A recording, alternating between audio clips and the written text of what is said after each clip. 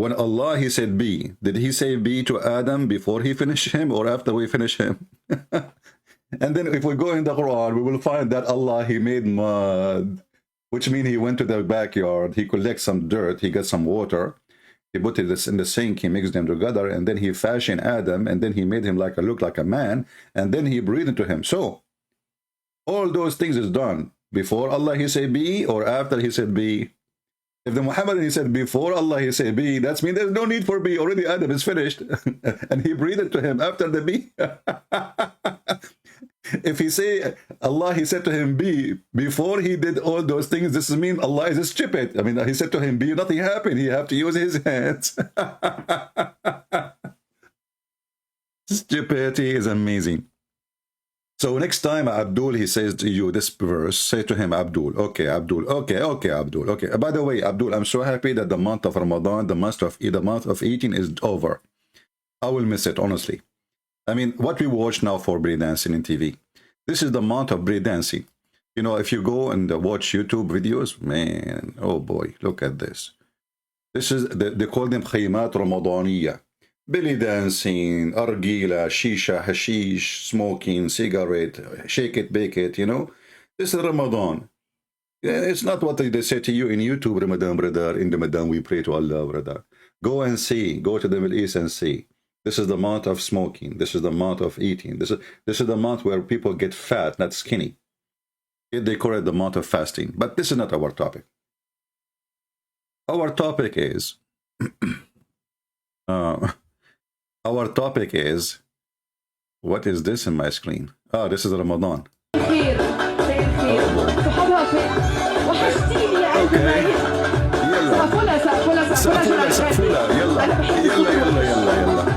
Shake it. Okay. This is Ramadan. Smoking, argila, you name it. I mean... He said, sallallahu alaihi wasallam, there are these two phrases. They are so dear to Ar-Rahman, the most merciful. They're so light. Here you notice the difference. He said, sallallahu alaihi wasallam, there are these two phrases.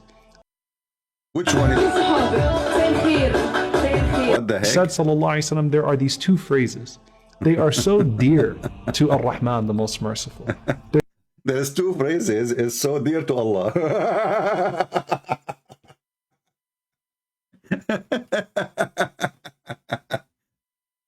You made me die to know what are they. They're so light on the tongue, meaning they're so easy to say. Okay. And they are so heavy on the scales. And he said they are Subhanallah wa bihamdihi, Subhanallah al-Azim. How perfect is Allah, the most praiseworthy. How perfect is Allah subhanahu. This is how Allah, this is the most daring verses for Allah. You say how perfect is Allah. By the way, Subhanallah wa bihamdi, you have nothing to do how perfect, you stupid. What kind of translation is? Subhan means praise. How that can be, how perfect is Allah? I mean, look at the translation. Those are shaken. By the way, one of you, he said to me, this guy, he wanted to debate me, and he was negotiating with him, but he flee, you know, he took the hike. I mean, this religion is really hilarious. What the heck is that, man? So let us go to our topic today about Prophet Muhammad, peace upon him. And I mean, this YouTube is really something. Said sallallahu alaihi wasallam, they're so dear to. Okay, I think we have a customer. Hold on. Who is calling? Let us see. Hold on. Muhammad. Okay. Let us call Mr. Muhammad.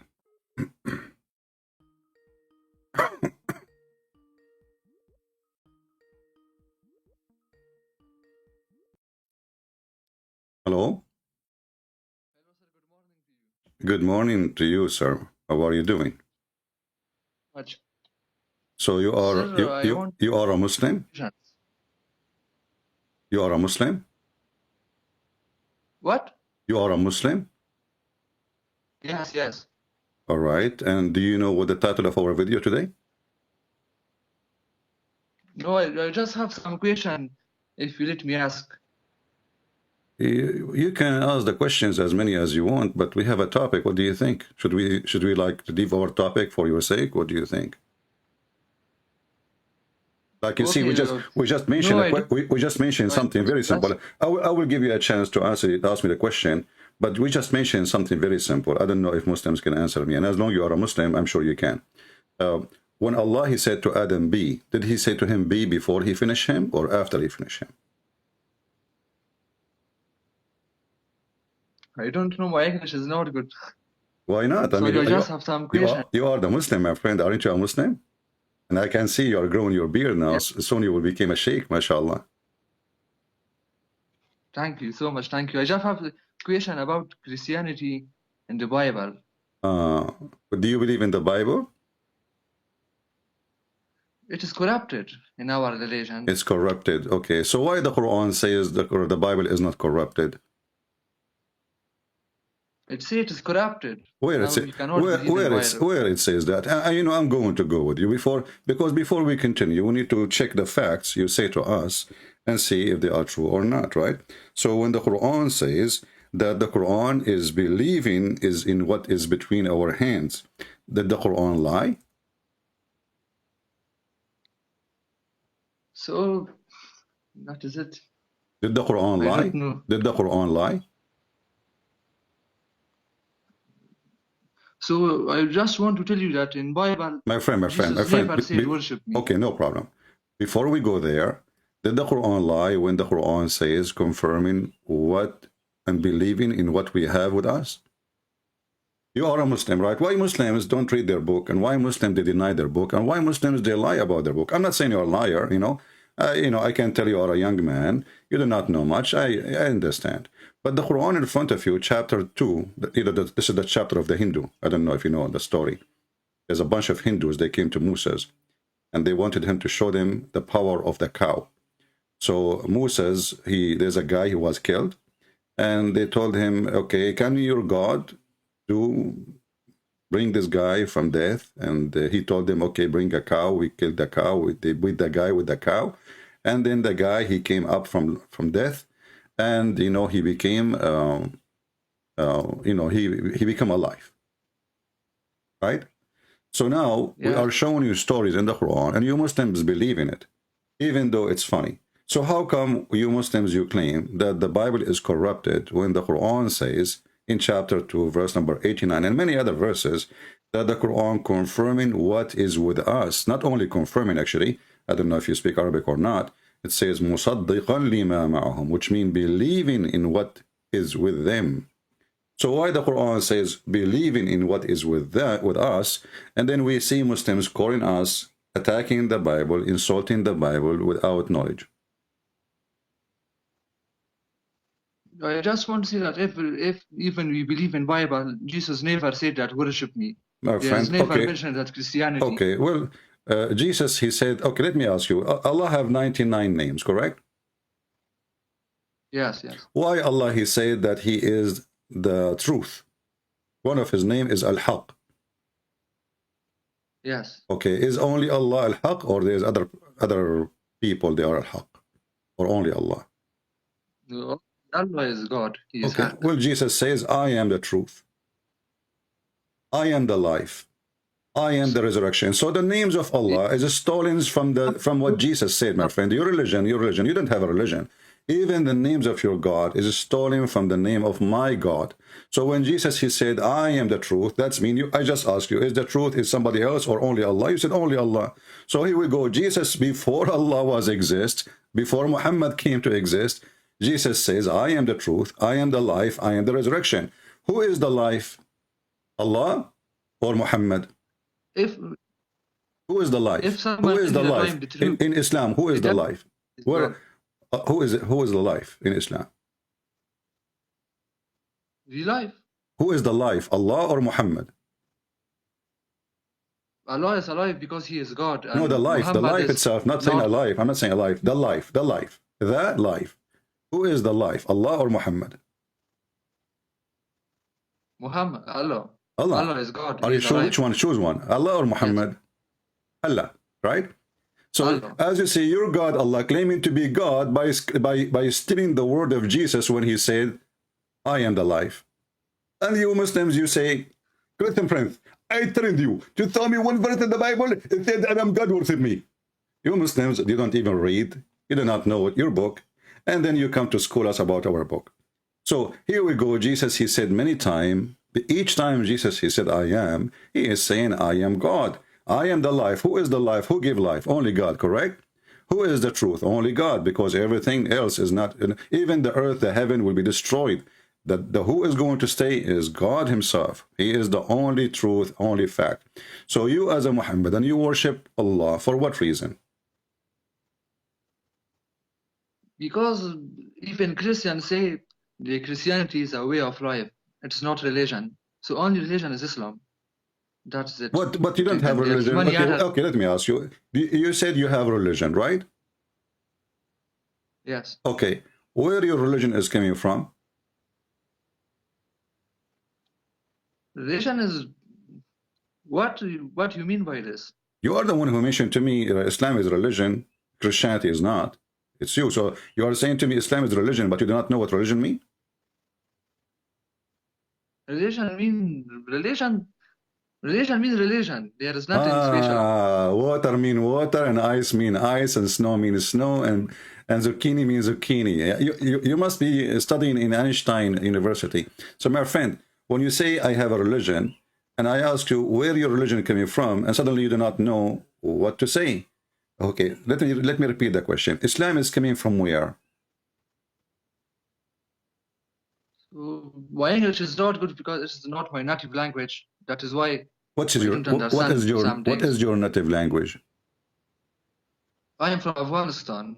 Afghanistan. Aman Rabbi Aman. My friend, in Afghanistan, what they taught you in school about Islam, Islam is coming from where? Islam is religion since the first person on the earth. Ah, okay. Who is the first person on earth? Adam. Okay, well, the Quran says the opposite. When Allah he created Adam, he says, "Inni ja'ilun fil ardi khalifa." Khaliqa or Khalifa, Muslims are, they have a problem with that. Okay, when Allah he says, "I'm going to make some," you know what Khalifa mean, right? Yes, yes. Okay, what does that mean? Fil ardi khaliqa. Khalifa, sorry. It's like a No, I will make some. Sorry. Someone that is sent by God in the earth. No, somebody is going to inherit the earth. Okay, when you say inherit the earth, that's mean somebody was before him there, correct? Yes, yes. Okay, so who was there? So according to Bible. No, I'm asking you, my friend, focus with me.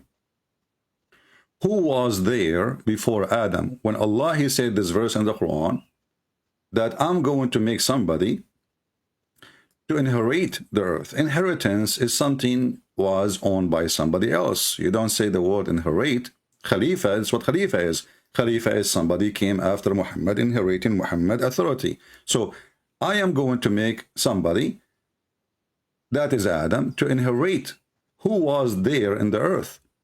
Is it true that you Muslim believe there was other people before Adam? He lived for at least 1,000 years. And when he lived, there was another people also. Okay, but when I asked you, remember what you said 5 minutes ago? You said the first man was created. So, but this is obviously not the first man. Muslims are very confused. He is not the first man. Was Adam the first man? If there is people before him, well, Adam then is not the first man. What do you think? Maybe there is an answer for this. Christian, I just want to... You don't have any... You see, I'm not expecting you to have an answer, my friend. I'm speaking to you in a friendly way. I know you are young, and I'm not pushing you hard. But as you see, Islam is a stupid religion. Because how in one hand, you Muslims, Allah told you that Adam is the first man, and then in the same time, he is saying to you he was inheriting other kind of a human.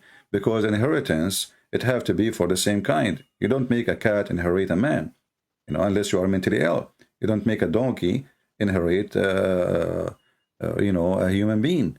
So a man inherit a man. So if there is no man before Adam, then how does this verse work?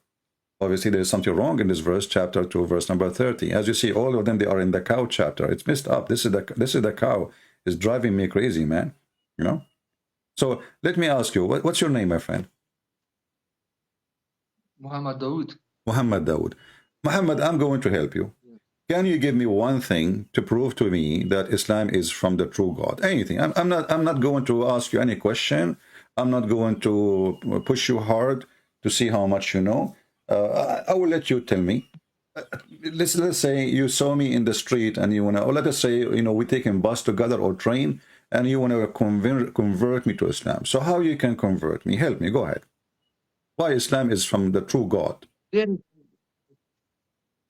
is a verse in Al-Imran Okay. chapter that, and whoever desires other than Islam as religion, never will it be accepted from him.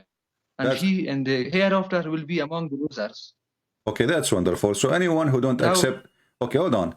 Anyone who don't accept other religion other than Islam will not be accepted from him, correct? Correct? You show me one verse like this in Bible. No, hold on. Oh no, the Bible have verses saying anyone who don't accept Jesus, he will go to hell, including you, my friend. So, but we just heard you saying that Allah will accept only Islam as a religion, and other ones, they will not go. So how the Quran says those who they are Jews, and those who they are Christians, and those who they are Sabian, who worship stars, they will go to heaven. Chapter 2, verse number 62. I never seen this verse before. I just put it there, my friend. I have my own verse in the Quran. I made my new Quran. Chapter 2, the cow. You see, all your problem now, I'm making them in the cow chapter. This is the cow chapter. Is your from now on, you will hate cows forever. I can tell. You will start eating pork. So verily those who believe, and those who they are Jews, and the Christians, and the Sabian, and whoever believe in Allah, and the last day. I mean, who is left? It's later. What translator? Who is left? Nobody left. Nobody left. Sabian, they are people who worship stars. If Muhammad knew about the Hindu, he will add the Hindus. You know?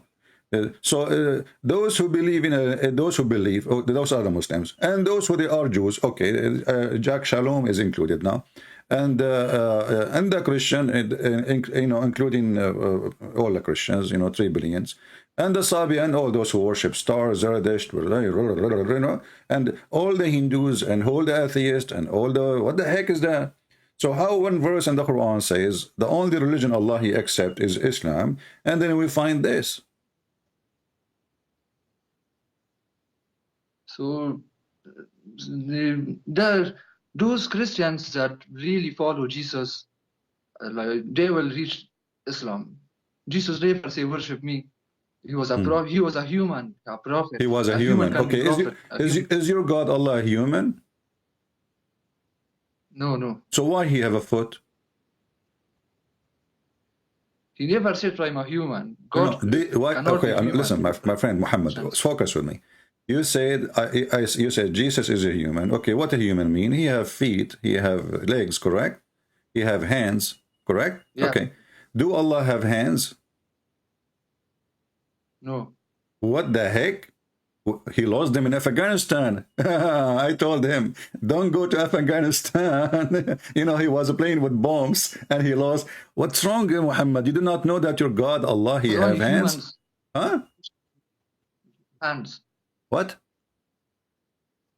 Only God creation have hands, and So, Allah is not okay. similar to anyone.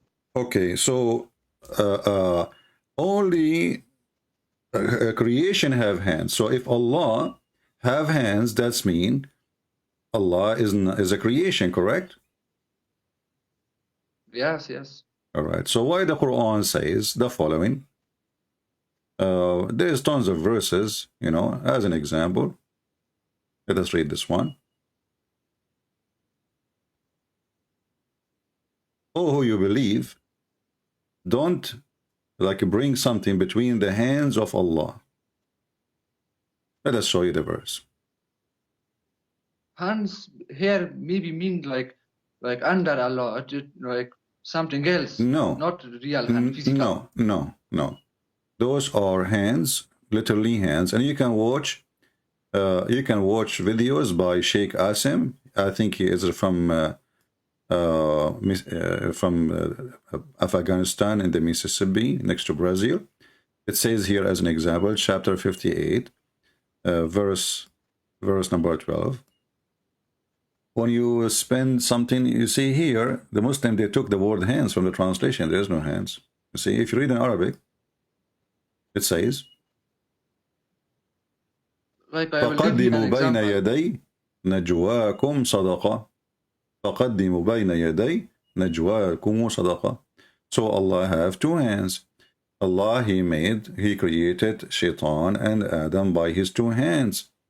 And we can play for you videos by Sheikh Asim, by Zakir. You know Zakir Naik, right? Yes. Yeah, How you I know, don't know. I heard they will put him in Disneyland these days. I'm not sure if this is true or not. So all of them, everybody says that Allah have hands. So how come you do not know your God, that He have hands and have foot?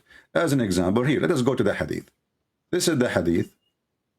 Your prophet says that Allah, He put His foot in the fire, and the fire will say qat qat, which mean enough. What do you think? What? So you said to me, only creation has hands, and like creatures have hands. But as you see, Allah Himself, He have a foot, He have hands, and He have fingers. By the way, He have 5 fingers, not 6. I would think Huh? that some hadith are fake hadiths. There are a Oh, lot this of is fake hadiths. this is Sahih How I Bukhari. This is Sahih Bukhari. Peace be upon him.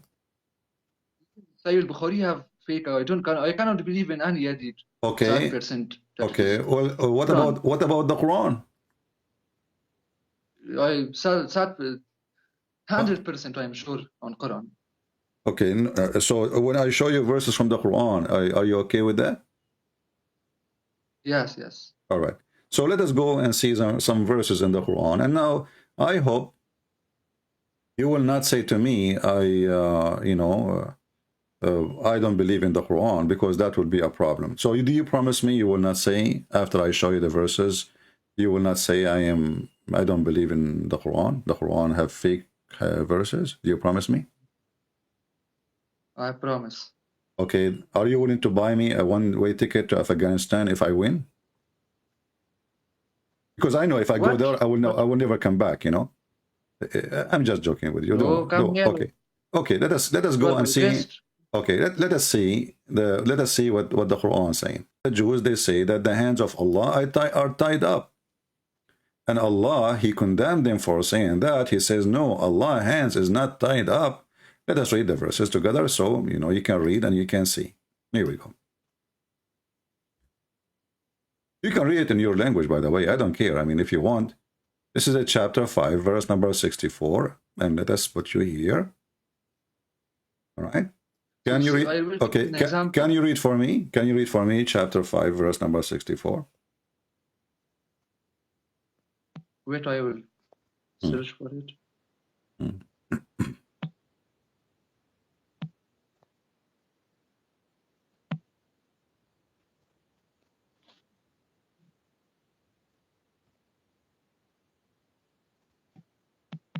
Chapter 4. Chapter 5, verse number 64.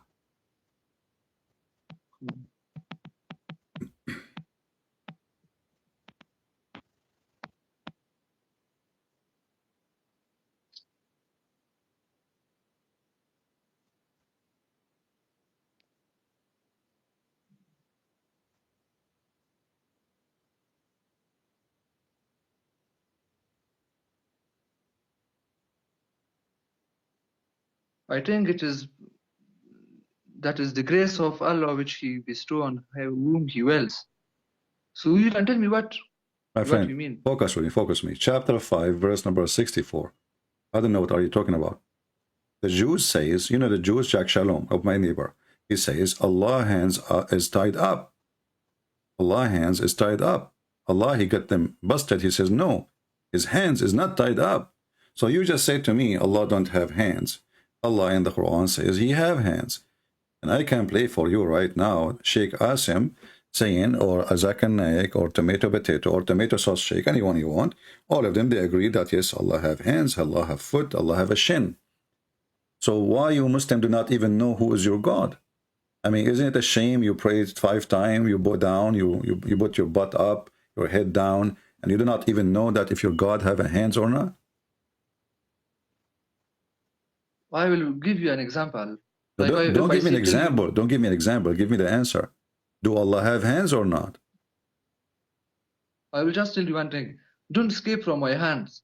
It doesn't mean I don't escape from my physical hands. My friend, Don't no, escape. my friend.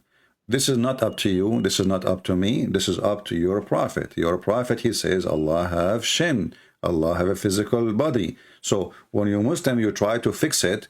You make it more blind. Is it up to you? Is it up to me? It's our, or this is what it is. So if your prophet says this is what it is, okay, what if we open now the interpretation and we read the interpretation together? If the interpretation says Allah have a hands, okay, well, Allah have hands. If the interpretation says no, does not mean Allah have hands, then Allah does not have hands. What do you think? As an example, when Allah, he said, I created you by my 2 hands. Was Allah speaking about literally he used his hands or not? All Muslim scholars and your prophet agree that this is Allah using his hands. So when you say no, you are just trying to, chapter 38, verse number 75. Allah, he said to Iblis, which is supposedly Shaitan, what prevented you from prostrating yourself to whom I have created with my the both of my hands? Do you see the word both? Yes. Okay. So do Allah have a hands, literally hands? Why if they are not literally hands, why he say both?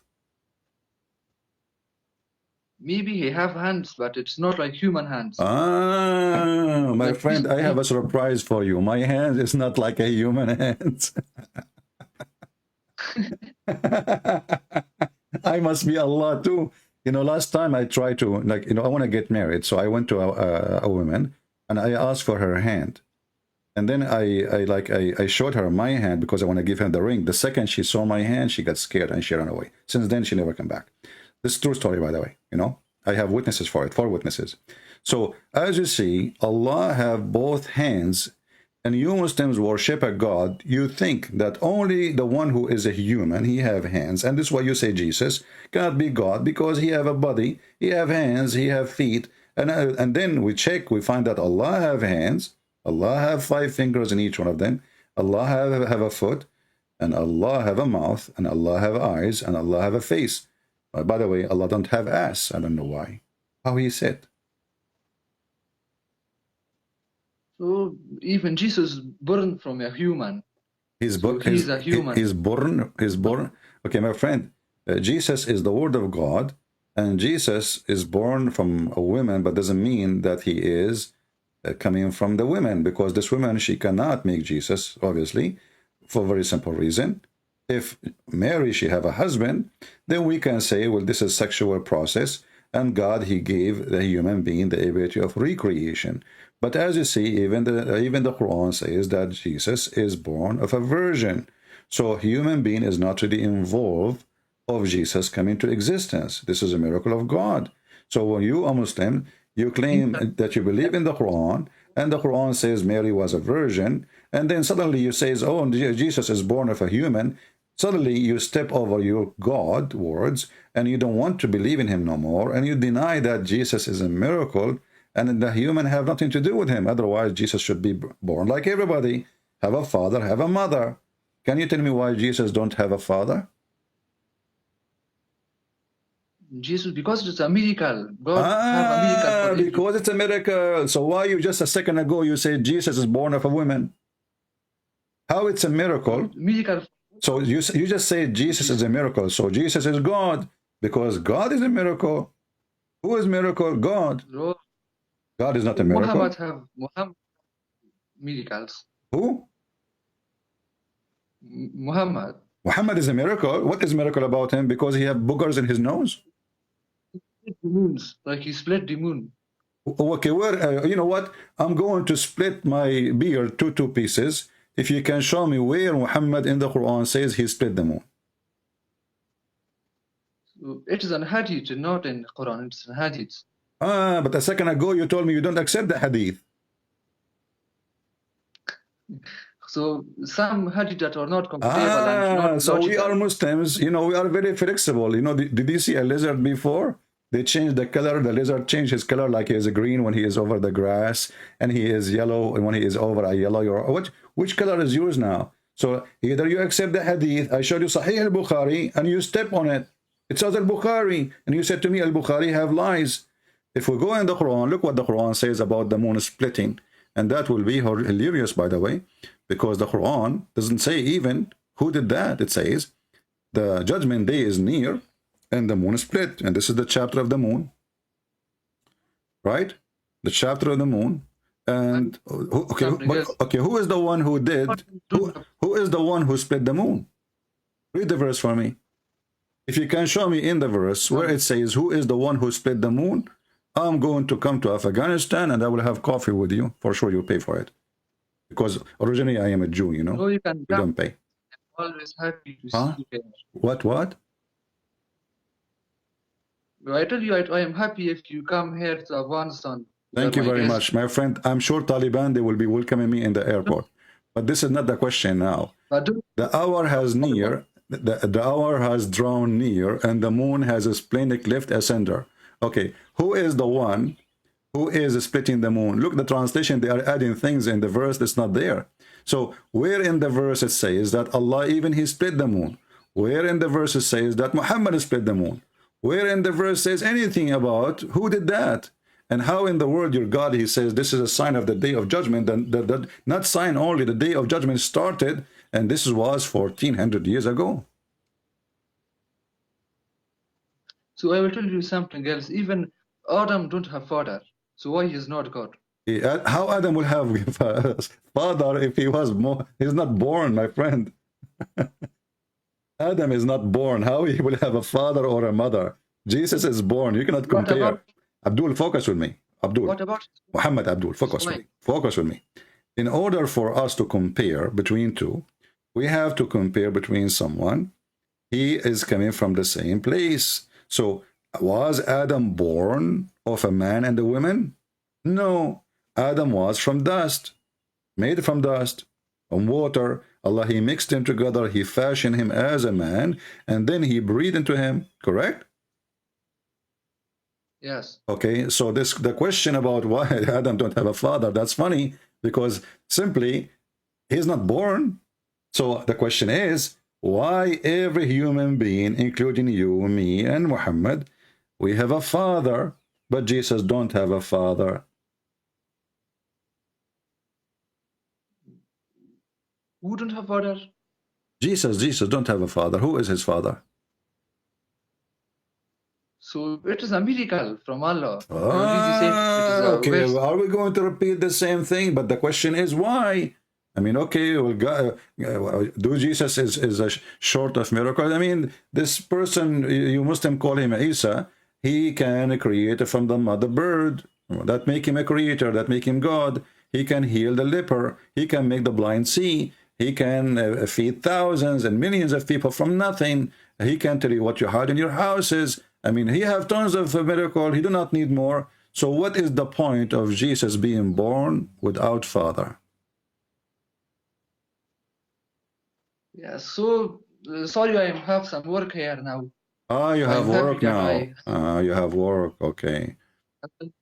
Yeah, they work in Thank you so much. In Afghanistan, they work a lot, I can tell. You're welcome, my friend. Taliban. I know you work. You are talking from work right now? Yes. What do you do, my friend?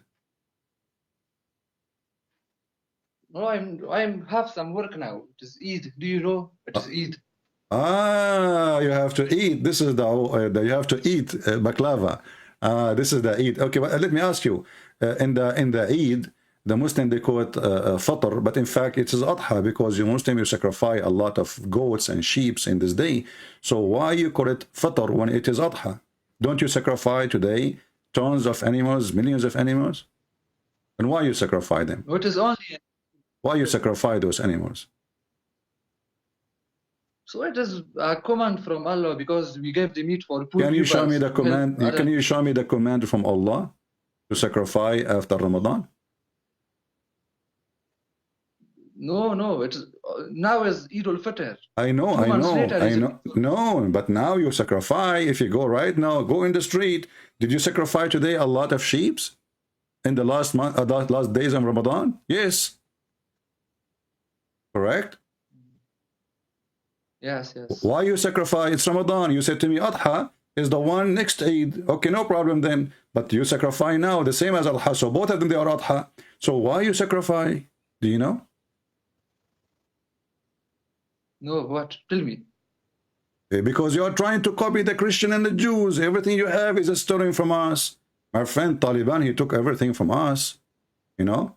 Taliban, they took the airport from American. Taliban, they took a bicycle from the American. And Taliban, they took the Bible from the American, and they tried to create a religion called Islam. And this is what Muhammad did.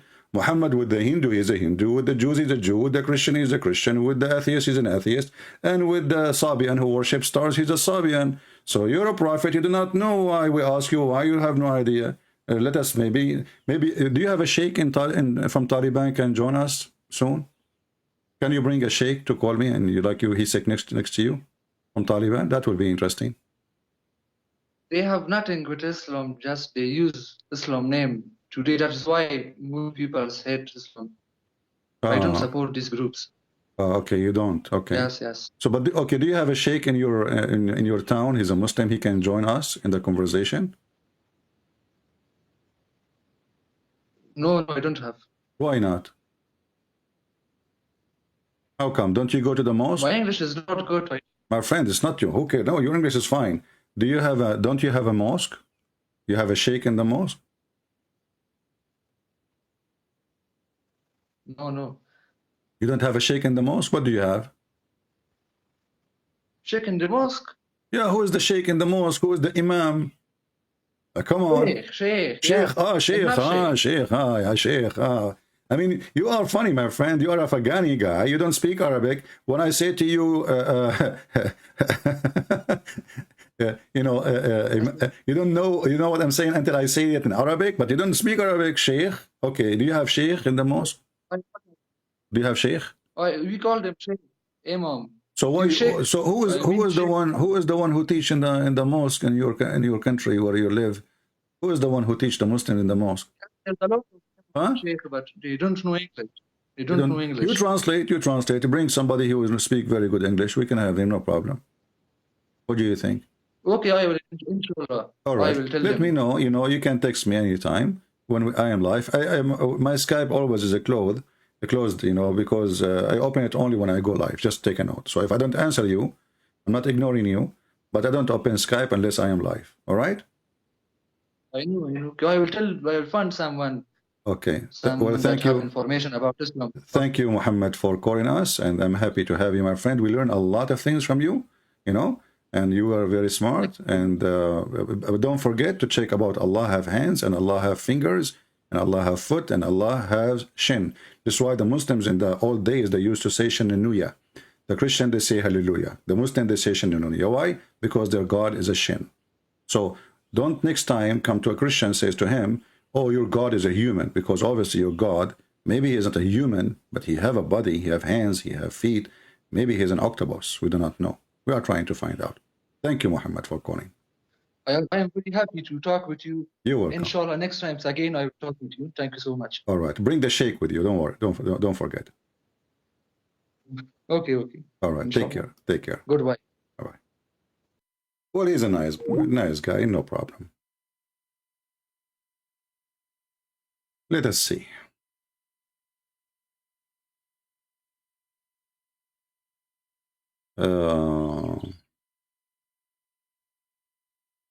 We went out of our topic because of this call, but it's okay what we can do. I mean, no problem. We need to do what we need to do. Scooby-Doo. Speaking about Islam is the same as speaking to Scooby-Doo, who have no idea what to do. And the Muslims, they think they have God and they have religion. You don't have religion. This man, Muhammad, when he was with the Arab pagan, yeah, okay, the Kaaba is my Lord, and the black stone, I kiss you. Suddenly, Muhammad, he stopped praying to the direction of the Kaaba. What happened? Suddenly, he is praying in the direction of Jerusalem. Look, what the heck? And then when the Jews, they did not accept him to be one of them, Muhammad, he switched back to the old roots, you know. Suddenly he prayed back to the Kaaba. Like, what happened? So the Kaaba was important sometime, is not important sometime. Obviously, this is a scam. This guy is trying to find a group to host him so he can be a prophet for them and he can take over. So he switched, you know, backward, forward, as he wish. We have a Muhammadan here. This guy, actually, we called him, you know, before. He did not answer. Let us see a different one. If there is any Muslim, you know, as you see, we have a title actually for the video, The Seven Heaven of Allah. Until now, we spoke nothing about this topic. If you are a Muslim and you are interested to help us to speak about the seven heavens, please let us know. You know, always you notice that Muhammadan, they are people who knows nothing about their belief. And even their sheikhs, they are the last one to know too. So don't think that only, you know, those young Abdul or, you know, all of them, they are the same. Like, look at this guy. This guy, he claimed to be a sheikh and he have knowledge. And okay, what he will say to us? Listen. Allah alone and to avoid the worship of false gods. This essential message has been preserved in Islam in a way that it was never preserved before. Listen carefully. The message of Islam is preserved, never preserved before. Why? Tell us more. Not because the message was different, because it was the same message. But because of the fact that there would be no other prophets who would come after Muhammad sallallahu alaihi wasallam. So Allah, he sent 124,000 messenger. All their messages is gone. So Allah, he said to himself, this is the last one I sent. If I don't preserve this message, I got a finger.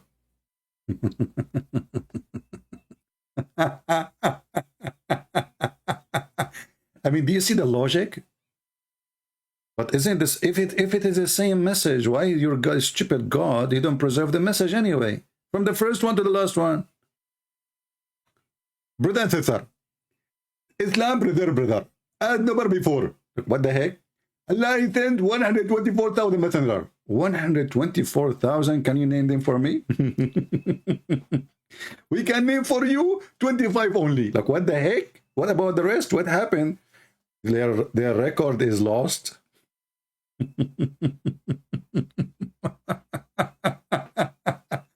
And okay, brother, where is the message is preserved? It's preserved for Lawh al-Mahfuz. Okay, what is that?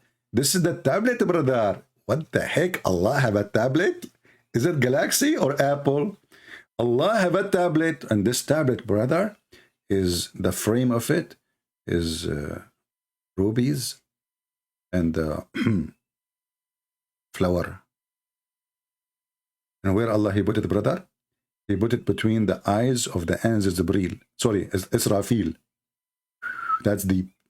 Look where Allah he put the tablet. He said to himself, where I can secure the tablet from a Christian prince. This guy, he can find baklava anywhere, you know? Where I can save it, where I can save it, where I can save it. He thought about putting it in the laundry machine. This is what my mom once did to me when I was a kid. I found the baklava there. She could not hide it from me. Allah, he said he will find it. He will smell it. So I'm going to put it between the two eyes of the Anz Jibreel. Sorry, Israfil. Brother, is that true that this is how Allah preserved his message? He put it in a tablet and he put it between the eyes of Israfil? True story, true story.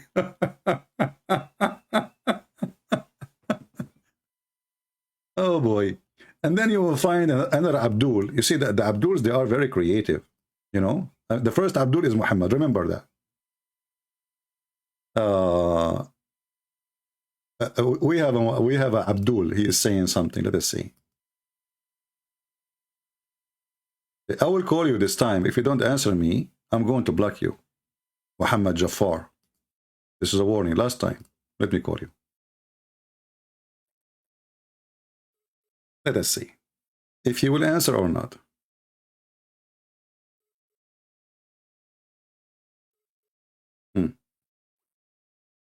He went offline. Let me block you then. We have no time for kids.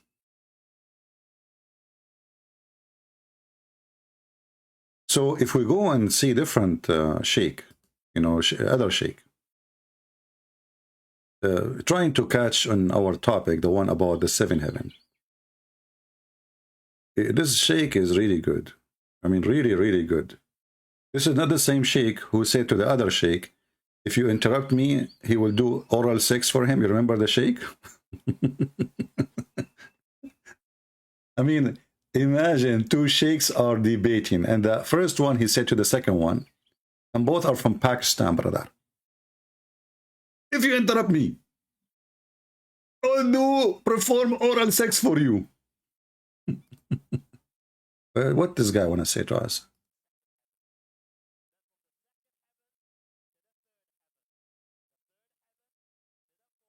What the heck?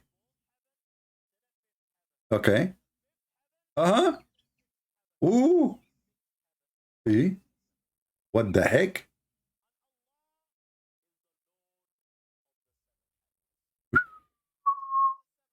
Yeah. What the heck? Guys, from the first heaven to the second heaven, from the first heaven to the third heaven, to the seventh heaven. And what if on the top of the seventh heaven, the chair of Allah?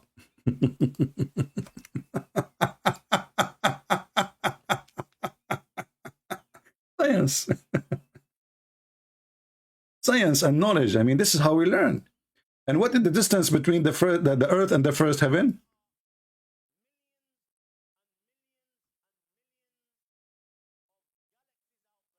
Yeah.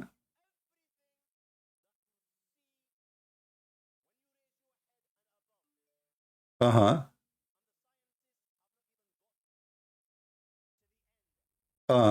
And then he will say to you that the distance between the heaven and the earth is 500 years.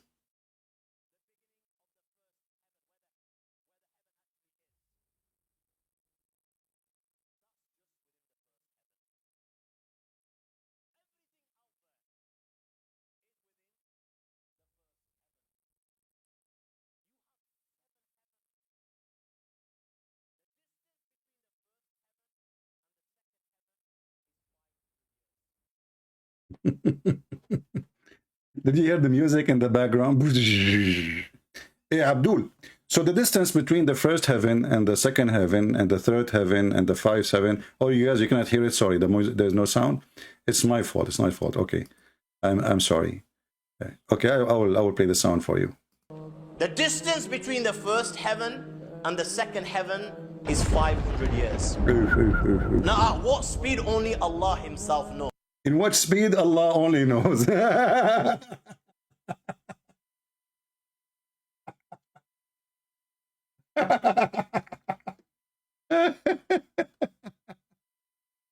Oh boy.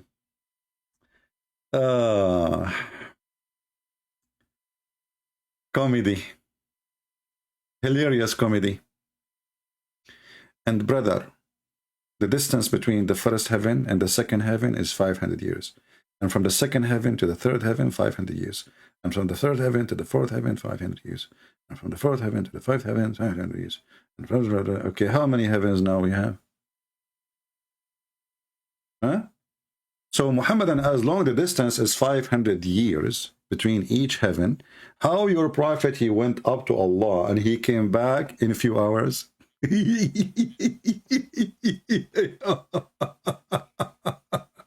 Oh boy. Isn't it your God Allah is the one who took Muhammad at night from his house all the way to the seventh heaven? How it is 500 years And how Muhammad in the top of a flying donkey, he was able to go, this is the distance backward, forward. It's not only to go and to come back in a few hours. Any Muslim can tell us? No sound, no sound. It's okay. I got it. We fixed that. We fixed it. We mute sometime the sound. Did you hear this guy when he was talking? I think you heard this guy, right? Before we received that call. So Allah, He preserved the Quran because it is the last message. Allah did not preserve the Bible. Allah did not preserve the Torah. Why? It's not the last message. It makes sense. Allah, He sent messages. And Allah, He don't have backup.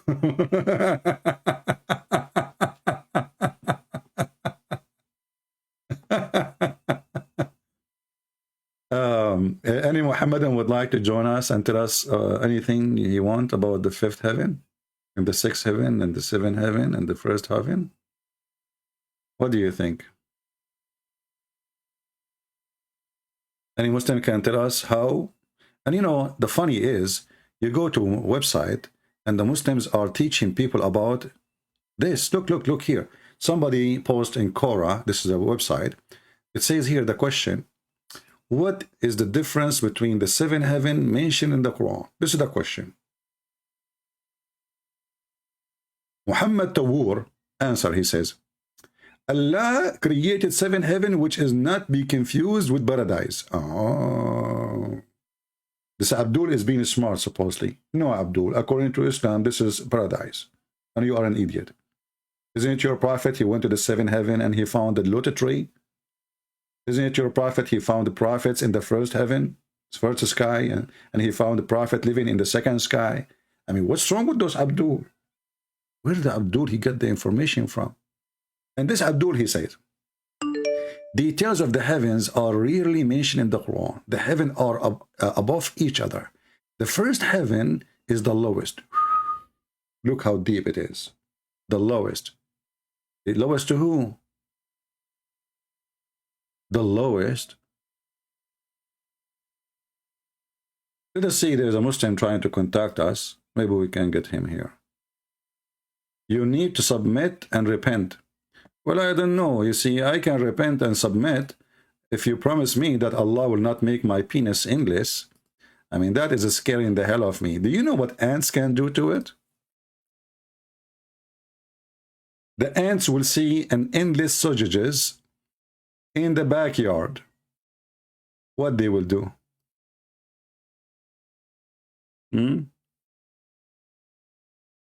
What they will do? Imagine. Hello? Hello? Hello? No, we don't hear you. Potato.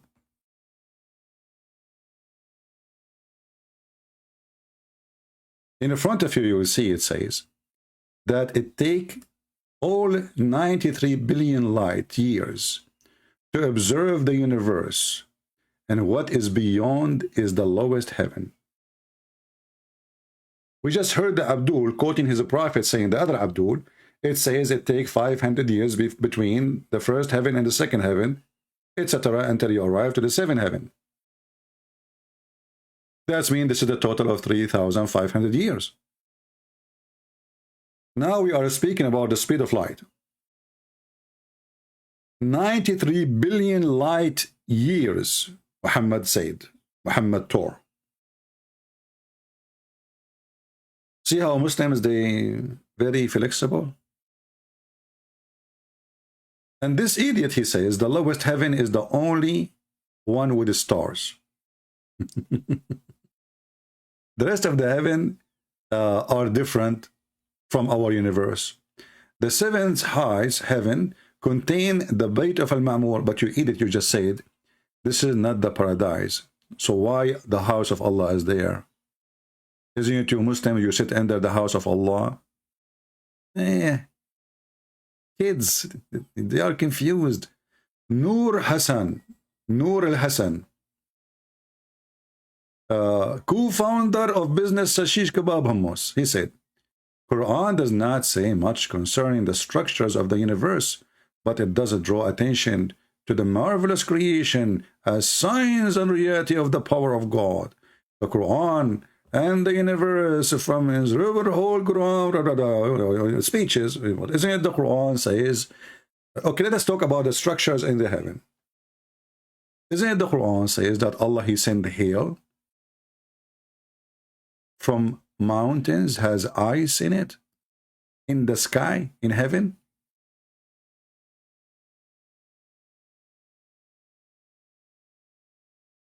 Isn't it? So if Allah, he knew the structures in of the heaven and the earth, shouldn't Allah knew such a simple thing about how hail is formed? And the Muslims, they try to fix it by adding the word a cloud. The Arabic is so clear, it says, وَيُنْزِلُ مِنَ السَّمَاءِ مِنْ جِبَالٍ فِيهَا مِنْ بَرَدٍ فَيُصِيبُ بِهِ مَنْ يَشَاءُ.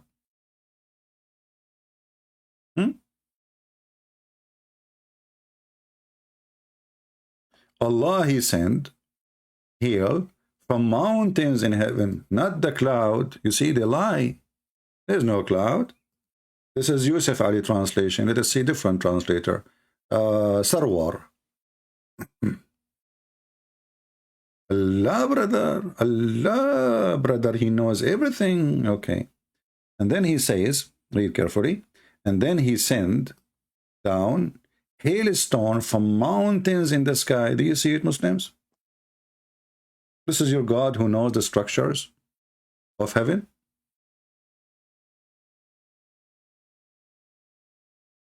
Is it how hail is formed? Any Muhammadan?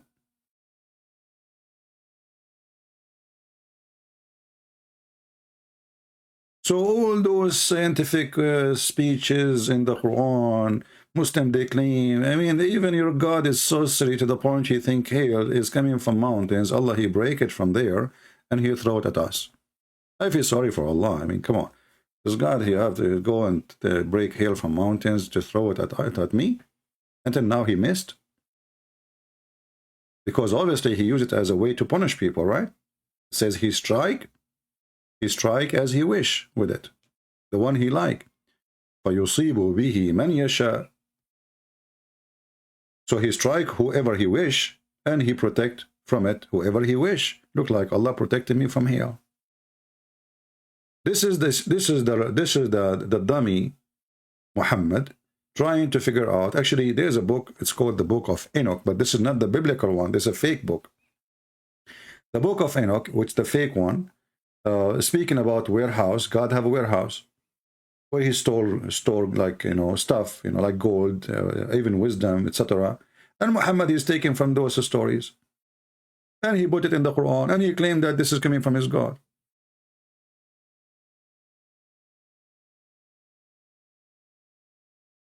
Who is a Muhammadan want to tell us? As in, if you go to, this is chapter 24, verse number 42, the one you see on the screen. If you go to chapter 13, let me do this. What did chapter 13, verse number 13 says?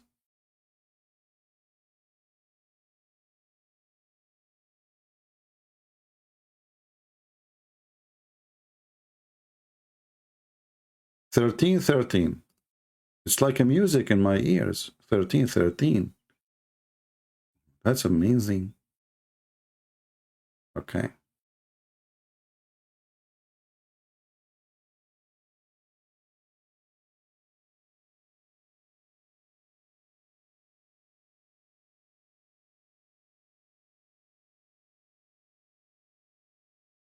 Let us see.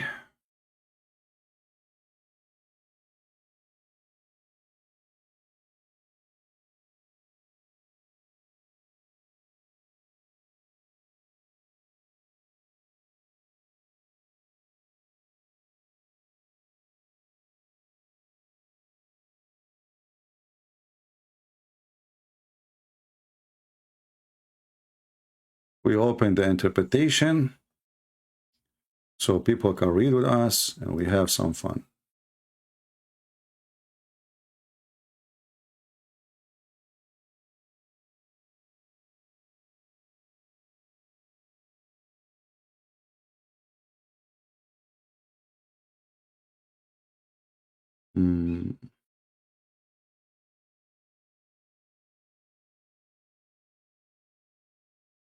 Let us see.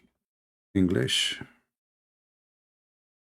I was trying to open the website, it's taking time. This website is owned by the King of Jordan, and that's why it doesn't function all the time. All right, I think now it's working. Let us see. It's still not working, actually. Here we go, finally.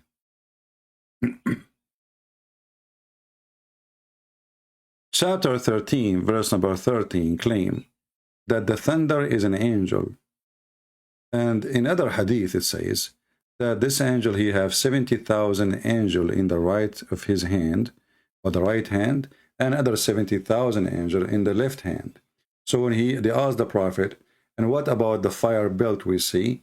He said, this is the fire belt, he hit the cloud with it. He said, what about the sound? He says, when he moved his hand to the right side, 70,000 angel praise Allah and scream. And when he moved his left hand, other 70,000 angel, they praise Allah. And the thunder himself is an angel, as you see. Do you see it, Muslims?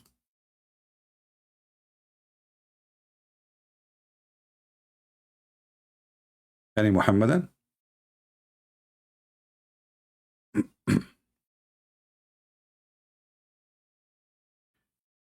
Any Muslim have a comment? What is those 7 heavens? And by the way, the Quran claimed that there is 7 earth and 7 heaven, not only 7 heaven, in case you do not know. Allah created 7 heaven and 7 earth in the same likeness as numbers.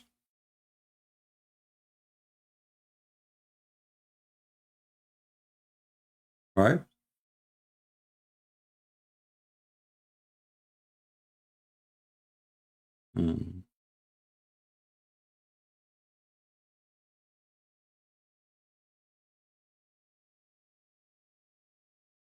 Any Muhammadan?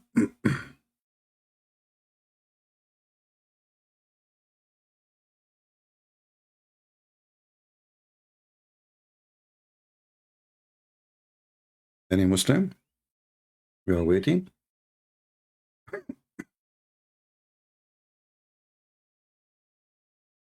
As you see, and by the way,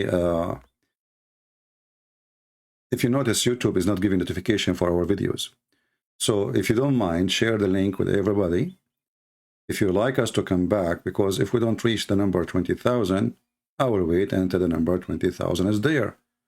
So if you like us to come faster, not to wait 24 hours or even maybe 2 days or maybe 3 days, share the link with your friends.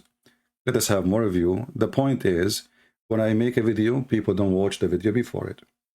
So I want to be sure that we have enough people watching the videos before we move to the second one.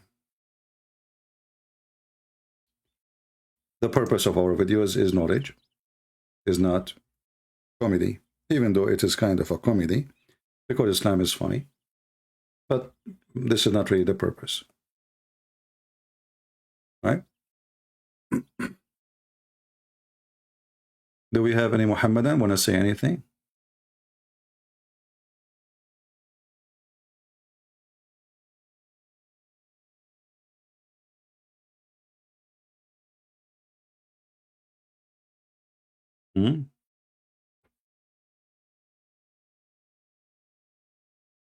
I don't see anybody.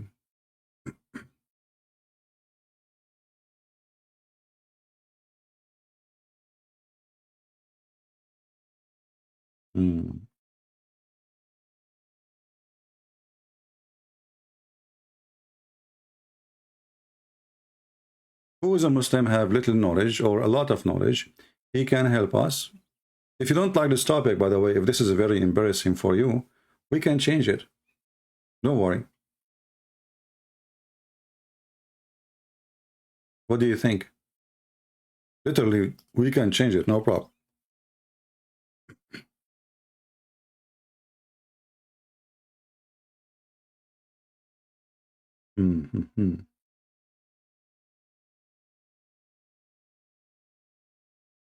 Somebody sending me in a message in Skype. I don't know if this is a Christian or a Muslim. Maybe he's a Muslim, I think.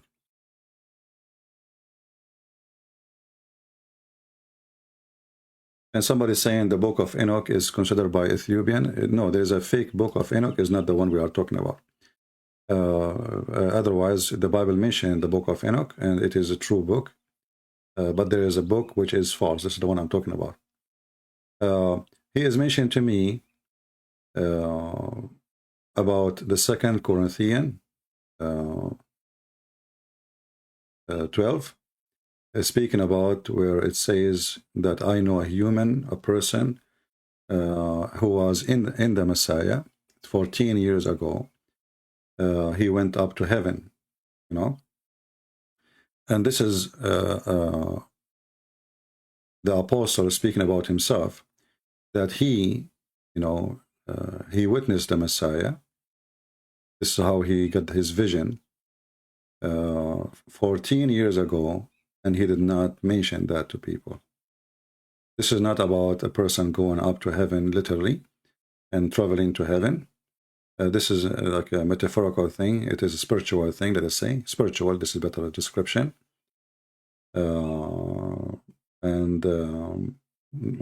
This is not about second or third or fourth heaven. This is about like how he felt he is, you know, like I'm lifted up to the sky, second, third heaven, I don't know, like, you know, with the Messiah, in the Messiah, by the Messiah. Yeah.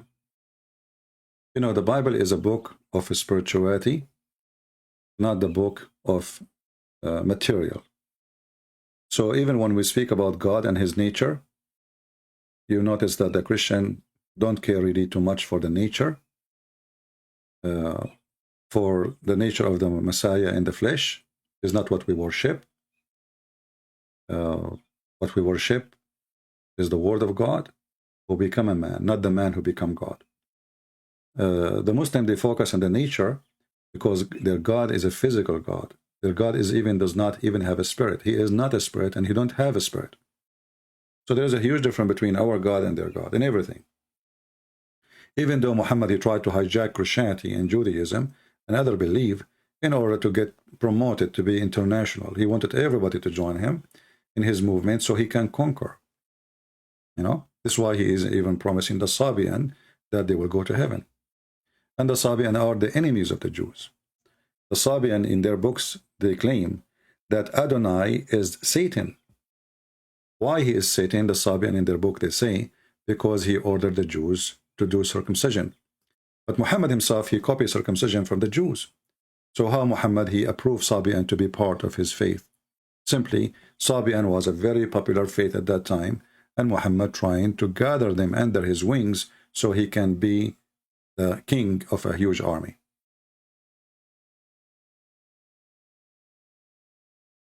Is the Quran teach that every level in the heaven has its own qualification? You see, what Muhammad spoke about qualification is that those heavens are dependent in your rank. As an example, even the heaven, if you go in the Quran, actually, Muhammad is he's a very shallow person. He is just a copy paste. As an example, if we ask the Muslims, where you will go after death, if you believe in Islam, they say to you to heaven. Okay. How many heavens? You say heaven. But the Quran promised the Muslims 2 heaven. Each Muslim, he will have 2 heaven. If you go in the Quran, you see all those words, it says Jannat, Jannat, Jannat. Jannat cannot be for 2 heaven, it have to be many heaven. And then, you know, the Quran in different verses comes suddenly and says you will have 2 heavens. One, like in the Hadith is explained, it says that one of them is made of gold and the other one is made of silver. All of those verses keep speaking about Jannah, Jannat, and even the word Jannah, by the way, is not even Islamic, you know, because Jannah, you know, the Muslim, you hear the Muslim say genie, this is what the Jannah is. Jannah is something is hidden. Genie is hidden. So Jannah, the heaven of the Muslims is hidden, supposedly. But isn't it Muhammad, he says that Allah, he made them 7 heavens and the stars are in the lowest heaven, so we see them. So even the name is wrong, because in order to be Jannah, they have to be hidden. They have to be not unseen, but as you see, we can see them.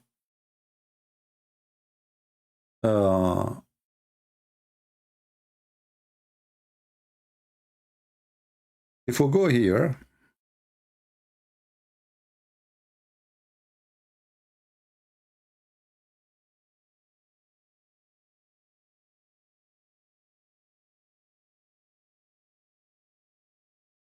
let us see here.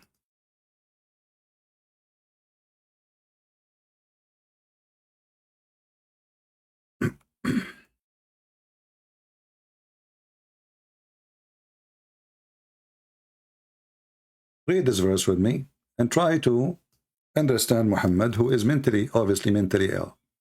Because how a person can live in 2 heavens in the same time? It doesn't make sense.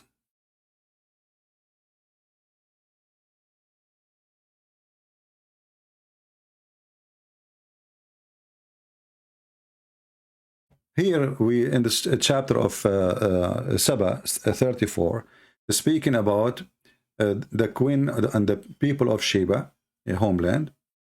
Allah, he gave them 2 heavens, one in the right and one in the left.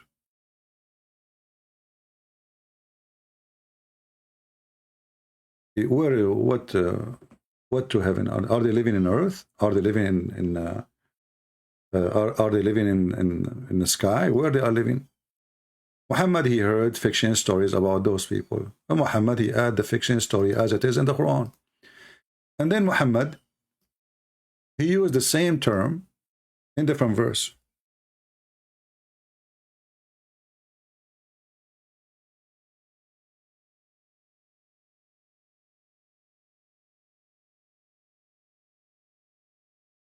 Here you will see the Muslim, they translate the word Jannah, which is heaven, as a gardens. Why Muhammad, he used the word 2 gardens here? The one who speaks Arabic, he will notice right away that Muhammad was trying to make a tone. He's trying to make a rap song, which is silly and stupid. So he says, فَبِأَيِّ كَأَنَّهُنَّ الْيَاقُوتَ وَالْمُرْجَانِ فَبِأَيِّ آلَاءِ رَبِّكُمَا تُكَذِّبَانِ هل جزاء الإحسان إلا الإحسان فبأي آلاء ربكما تكذبان ومن دونهما جنتان. You will notice every word end with what? With letter N. N. Let us type it for you. So Muhammad, he could not find different word. If he say Jannah, that will break the you know what I mean? If he say Jannah, Jannah mean one heaven. He need to add a word end with letter N, and the only way to do it, if he make it 2 heavens. This verse end with N, this verse end with N, this verse end with N. All of them, you know, one after one. I mean, you do not need genius. This is the letter N. Let me put like a line for you so you can see it. You see it? This is the letter N. This is the letter N. This is the letter N. This is the letter N. And the rest of the verses. So Muhammad, he is adding words which is meaningless just to make a Quran. It's called Saj'a. In Arabic we call it Saj'a, which is very weak, very stupid. The Arab, when they do Saj'a, it was really strong. The same as a rap today. But this is silly. You know, there is in the heaven, there is 2 spring, and those 2 spring, they are giving water. Here we go. Why? Because he need the an to cut the ban. So he need to add an at the end. And then he add, as an example, fruit to the heaven. He look, what is the name of the fruit end with an? Rumman. Man, you know, rumman, which is, they call it pomegranate, you know. It end with an. So like we need it. And to cut the ban, Hisan, you know, you see. And because he could not even continue, he is out of words. Like suddenly he used the word khiyam, which is not n, because he is weak in the language. Khiyam is not n. Hurun maqsuratun fil khiyam. What happened to an? Because he is out of words. So Muhammad is a person who exaggerate, and he make things up in order to make it sound different. I'm trying to make a rap music here. I need those letters. So I added 2 heavens. If we ask the Muslims how you can live in 2 heavens in the same time,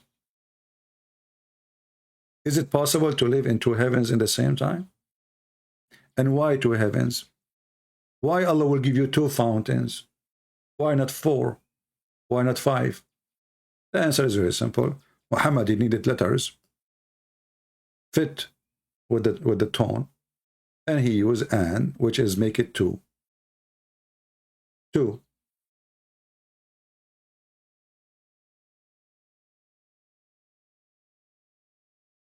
In different place, Muhammad, he claimed that Allah, he divided the heaven into 100 level. Is it 2 heavens, 7 heavens, or 100 heaven? Muhammad, he make it as he wish. He's Muhammad. Whatever he says, people, they have to accept.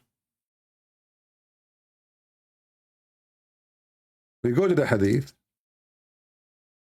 You remember the potato, the guy, ultimate fart, who he said he don't accept the hadith and the hadith written by donkey? Remember? And then I asked him about the heaven. He says the heaven is 100 level. I said to him, where do you get this from? You said you don't accept the hadith. He said, I'm saying, you know, he tried to fix it, but it's too late. Well, I mean, if you are a person who believe in the Quran, does the Quran says the heaven have 100 level? This is the hadith, and the guy, he claimed he don't believe in the hadith. Anyway, they are you know, they are a fraud.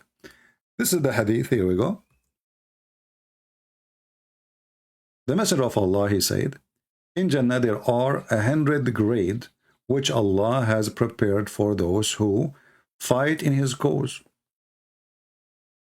Different hadith.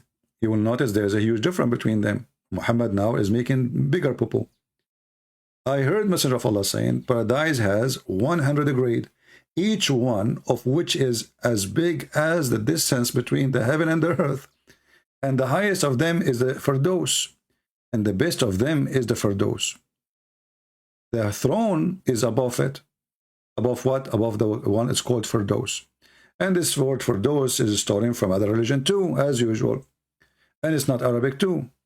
So, and then here he says, and from it spring forth the rivers of paradise. If you ask Allah, ask him for Firdaus. So the heaven of Islam is 7. Then suddenly the heaven of Islam is 100 level. How and who is the Muslim? He can do the calculation for us. How it is 7 heavens, and then the heaven is 100 level. Even if we use numbers, because if you divide numbers, you see, if we want to use numbers, those numbers, it cannot be divided. You know, if we go right now and we say, okay, we have 100 level, we are going to divide it to 7.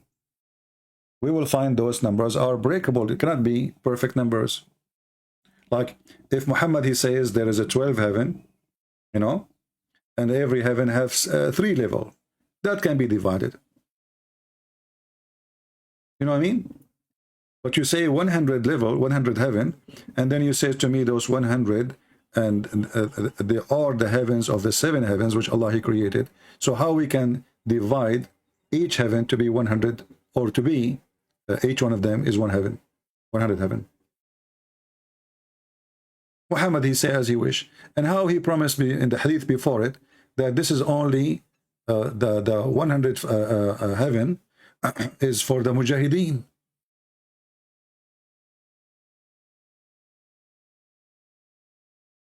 Here it's not for the mujahideen. This is here for everybody.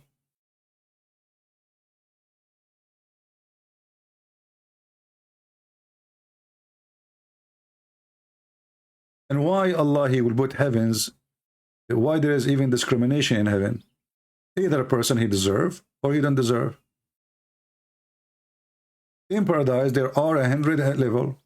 Between each one of them, the distance of 100 years. Okay, but we just saw the Quran saying Allah will give you 2 heavens. Jannah is a heaven, is a paradise.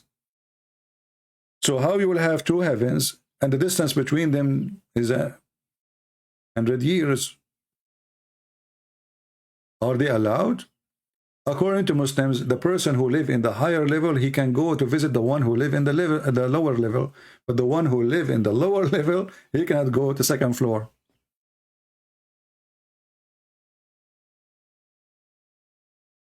Muhammad he speak as he wish, and Muslim they write down what Muhammad is saying, and the Christian they are laughing, and the Muslim they have no answer. This is the conclusion. And you know, if you ask the Muslims, Muhammad he went to heaven, if there is any witnesses, there are no witnesses, no problem. As usual, Muhammad always have no witnesses. But Muhammad he went to heaven. How come he found in the heaven which is in the sky the Euphrates River and the Nile River?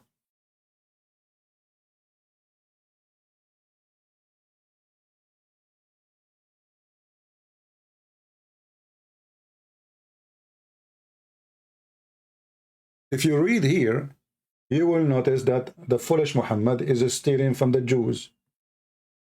When the Bible speaks about those rivers, this is supposedly about the garden, how God he created heaven in the beginning of the time, and there's no human being in it, and he said to Adam, go and live. This is in the earth. God created Adam on the earth. In Islam, no. And then we find Muhammad who stole those from the Jews. He went up to heaven and he found those heavens there. What he found? He found Jihan, Al-Furat, Al-Nil, the Nile River, and Sihan. But Sihan, wa Jihan, wal Furat, those are in the south of Turkey, north of Syria. And the Nile River is in Ethiopia. So did Muhammad go to heaven really, or he went to Ethiopia? So Muhammad, because he's a fool, he took what the Jews they say, that the Nile River and Euphrates rivers is rivers of heaven, but speaking about the heaven of the earth, not heaven in the sky. The foolish Muhammad, he took the same thing and he put them in the sky. We have Hashbara. Hashbara, how are you, my friend? I'm glad to see you here. I mentioned what you said to us when we started, and maybe you can help us. Here we go. This is Hashbara. He appeared again. He is the one who said, indeed, the example of Jesus to God is the like that of Adam. He created him from dust, and he said to him, be, and he was. So Hashbara, did Allah say to Adam, be, before he finished him, or after? Guys, what do you think he would answer today? Next week? Next month? Next year? They copy-paste. They don't know what they are posting. Look at him. Hasbara. Don't play dead now. I want you to answer me. Allah, he said, be to Adam, and he was. Before he fashioned him, before he made mud, before he breathed on him, or after? I'm waiting for the answer. Huh? Now he will go dead. Now he will stop moving. He will stop breathing. Oh, he's talking about me. Oh, no, I cannot answer this. Oh, boy, no. Oh, Okay, guys, I have to go. It is Eid. It's Eid. Okay, like the guy from Afghanistan. I have to go now. I have work to do. Okay, I have work. Yeah, I have a lot of work. Are you there, Hasbara? Did Allah say to Adam, be? And he was before he made the mud, before he breathed in the mud, before he fashioned the mud, or after? Mr. Hasbara. Hasbara, you? Barbecue. I'm talking to you. I mean, come on, you don't dare to call me, but don't you dare to answer in the text? You keep copying this and paste it wherever you go. Well, you're just a fool if you could not answer. So did Allah say be and Adam was before? Listen carefully, Abdul. I understand that my English is not good for you, so I will speak like Zakaria.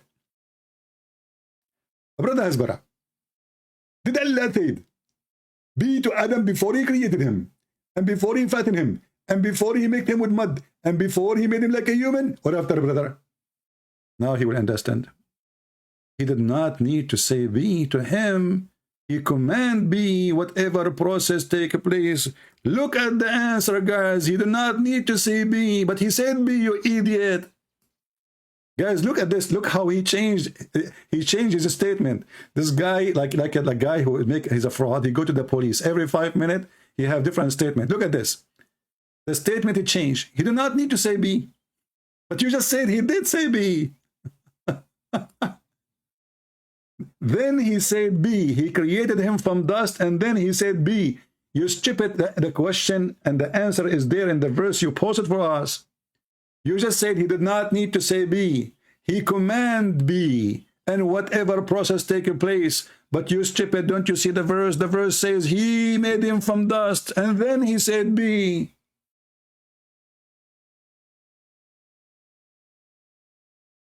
So what the P for?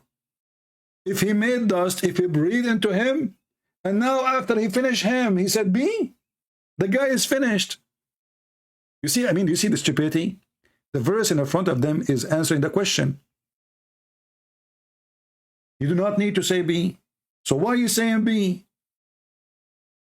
And how he command without saying be? If the verse in the front of you said, and then he said, look, he just said, he do not need to say be. So why the verse says, and this is your post, he said, if you do not need. He said, do you see the word say? This is your translation, this is your post, you idiot. So if Adam is already fashioned from mud, and Adam is already Allah, he breathed into him, so what the point of be? The guy is already created. He have his soul already. So what did be do? Copy paste, stupidity. You do not need to say be, okay? But so why is saying be? What command? If Allah can make Adam by a command, why he's having his hands in the mud? And why he is breathing into him, and why he is fashioning him as a man? Just say be and he was, that's it. So if we go in the Quran, we will find that this is a lie. Allah did not say be and he was.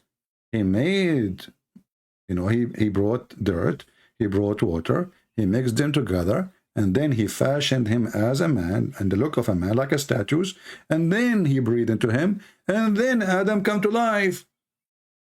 So who need the be? Isn't the Quran says, وَكَانَ الْإِنسَانُ عَجُولًا, and the human being was ever hasty, and the story is that when Allah, he breathed into Adam, Adam start talking. Here we go. Allah, he breathed into Adam. Before Allah, he say be. And Adam is talking in Arabic. And he said to him, Allah finished me before the sun set. The same way you ask, hold on, you see stupidity.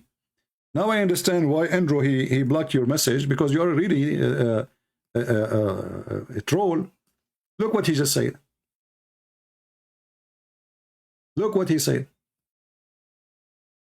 The same way, ask why Jesus had no father. What does this have to do with this? First of all, you need to answer the question. In Christianity, we know the answer because his father is God. In Islam, why you have no father? You have no answer. Everybody is born, you have a father, except Jesus. Why? You have no answer. If you claim this is just to be a miracle, well, this is a miracle nobody can prove. I can say now, my mother, she can say, well, she gave birth to me and she was a virgin. It's too late to check it out. See how they escape? So let me repeat the question again, Abdul. Allah, he fashioned, he brought dirt. He collected the dirt. He mixed it with water. And then he fashioned it as a man. And then he breathed into it. And then Allah, he said, be. Is Allah stupid or what? So why he breathed? And if we read the verse in the Quran, we will find nowhere Allah, he said, be when he was creating Adam. We find he breathed into him, and this is the last thing he did. Let us go to the stupid Muhammad book. Here we go. Desperate. Stupid religion.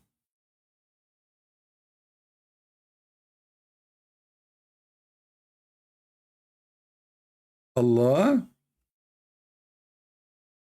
And we can show you the hadith of your prophet, how Allah created Adam. You would die laughing.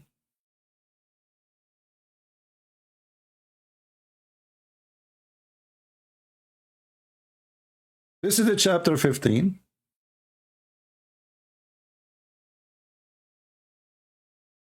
Read carefully. Where is the bee? And indeed we created the man. This is the chapter 15, verse number 26. Indeed we created the man from sounding clay, of altar black smooth. Okay, do you see it? So not only it's a clay, he have to cook it. And then he created the jinn, the genie. This is what the Christian don't understand. The Christian, they think the Muslim believe in the demon. They don't believe in demon. They don't have demon in their religion. Genie is not a demon. There's many dummy Christians who they call themselves a Christian without education in the Bible or neither in Islam. They say that the Muslim, they have demon. Demon is not a genie. Genie is a person who can have even sex with women. Even he have a wife, he have women, he sleep with them, he have a female wife, he have a penis, and she have a vagina. So the jinn is created from smokeless flame. Okay, did Allah say to the genie be? And he was? No. The Quran says Allah, he created shaitan by his two hands.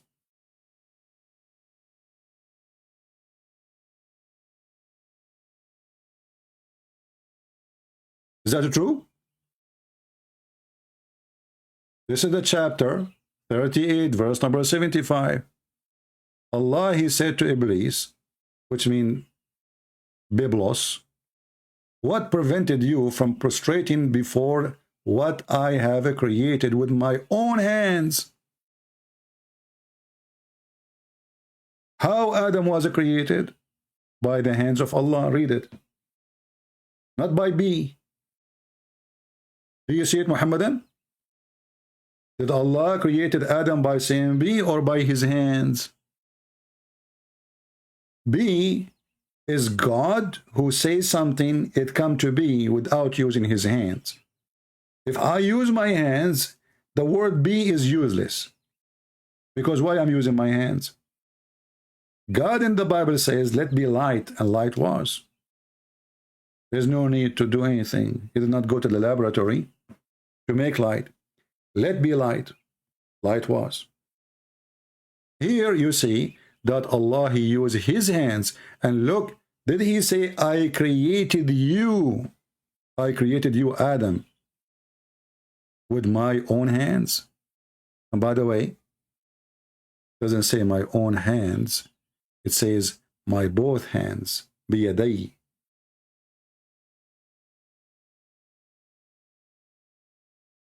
Do you see it?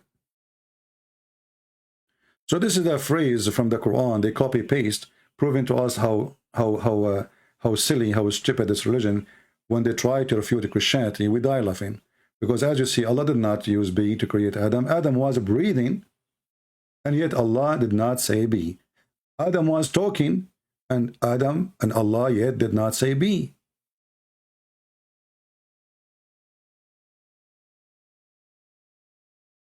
Any Abdul? Who want to call us?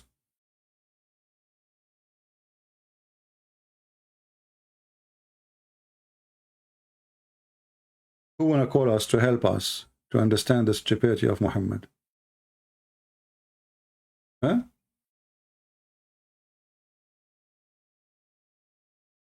And not only that, by the way, Allah, in the Quran, he claimed that the reason Adam is not perfect, because Allah, he created him like he was a rush.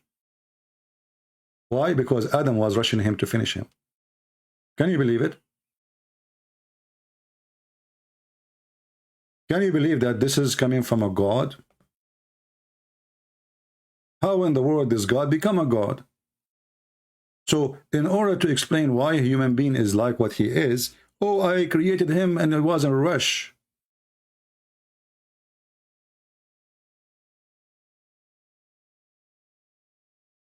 Read and laugh.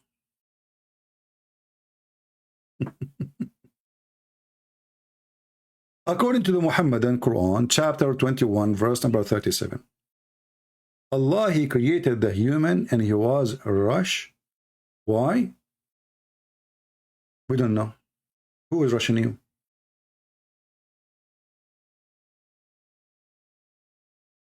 If you don't like what I'm saying, we can open the interpretation. Chapter 21, verse number 37. Let us go. 21, 37. Try not to laugh. I challenge you.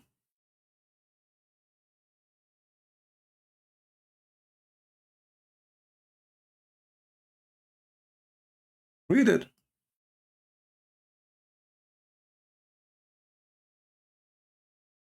Muslims, Allah was in a rush for what?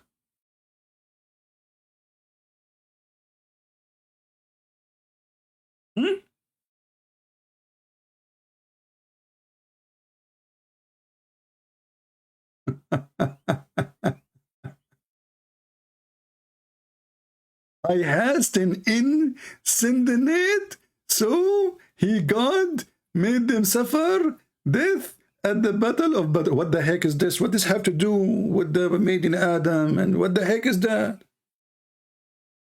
Muhammad, he want to explain why his men are a bunch of potatoes. He said, well, Allah, he created Adam. He was, he was in a rush when he created him. That's why we have what we have. We have a bunch of dummies, including him. But there's no connection. Read it. If you don't like Al-Jalalain, as you see, this is not my interpretation. We can go to a different one. Ibn Abbas as an example, the cousin of Muhammad, or the uncle, whatever you want.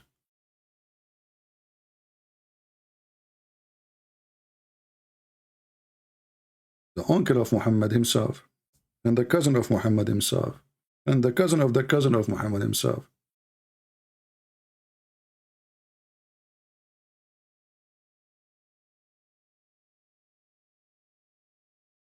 What do you think?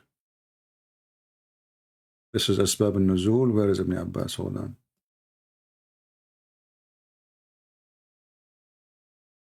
on. They took it off. Let us see.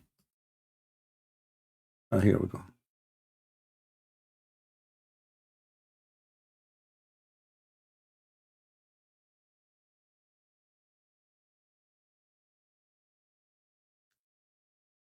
What do you think, Muslims? Allah, he made Adam in a haste. He is hasty.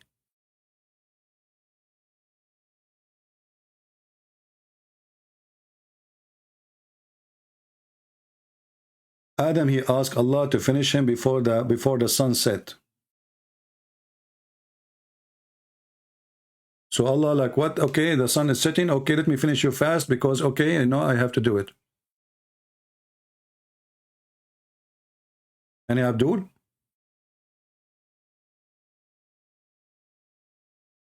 And if you don't like, we can go to Ibn Kathir, which is, by the way, Ibn Kathir, he present a YouTuber in his time.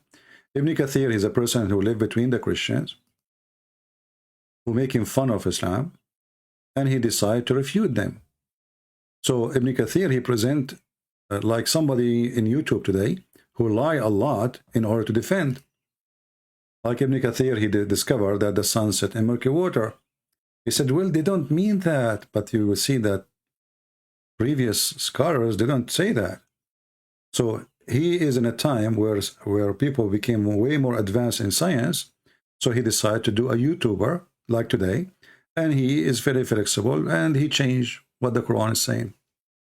But even if we go to Ibn Kathir, as you see, we will love.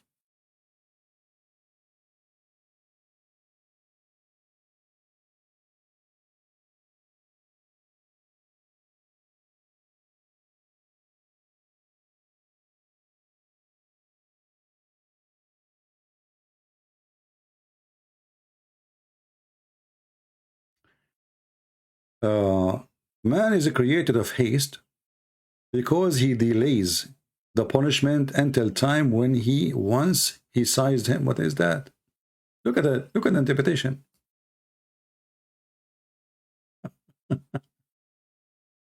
In different verse, I mean, you see, Muslim cleric, they try to duct tape their prophet left and right. In different verses says, and the human was ever hasty. Why? Because he asked Allah to finish him before the sunset. Chapter 17, verse number 11. We go to the Ibn Kathir, the same book, the same liar.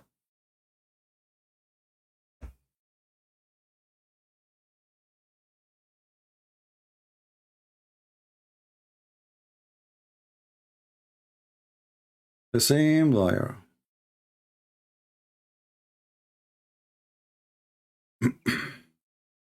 See it, Muslims? The same Abdul. We are not getting a different Abdul. Abdul as you wish.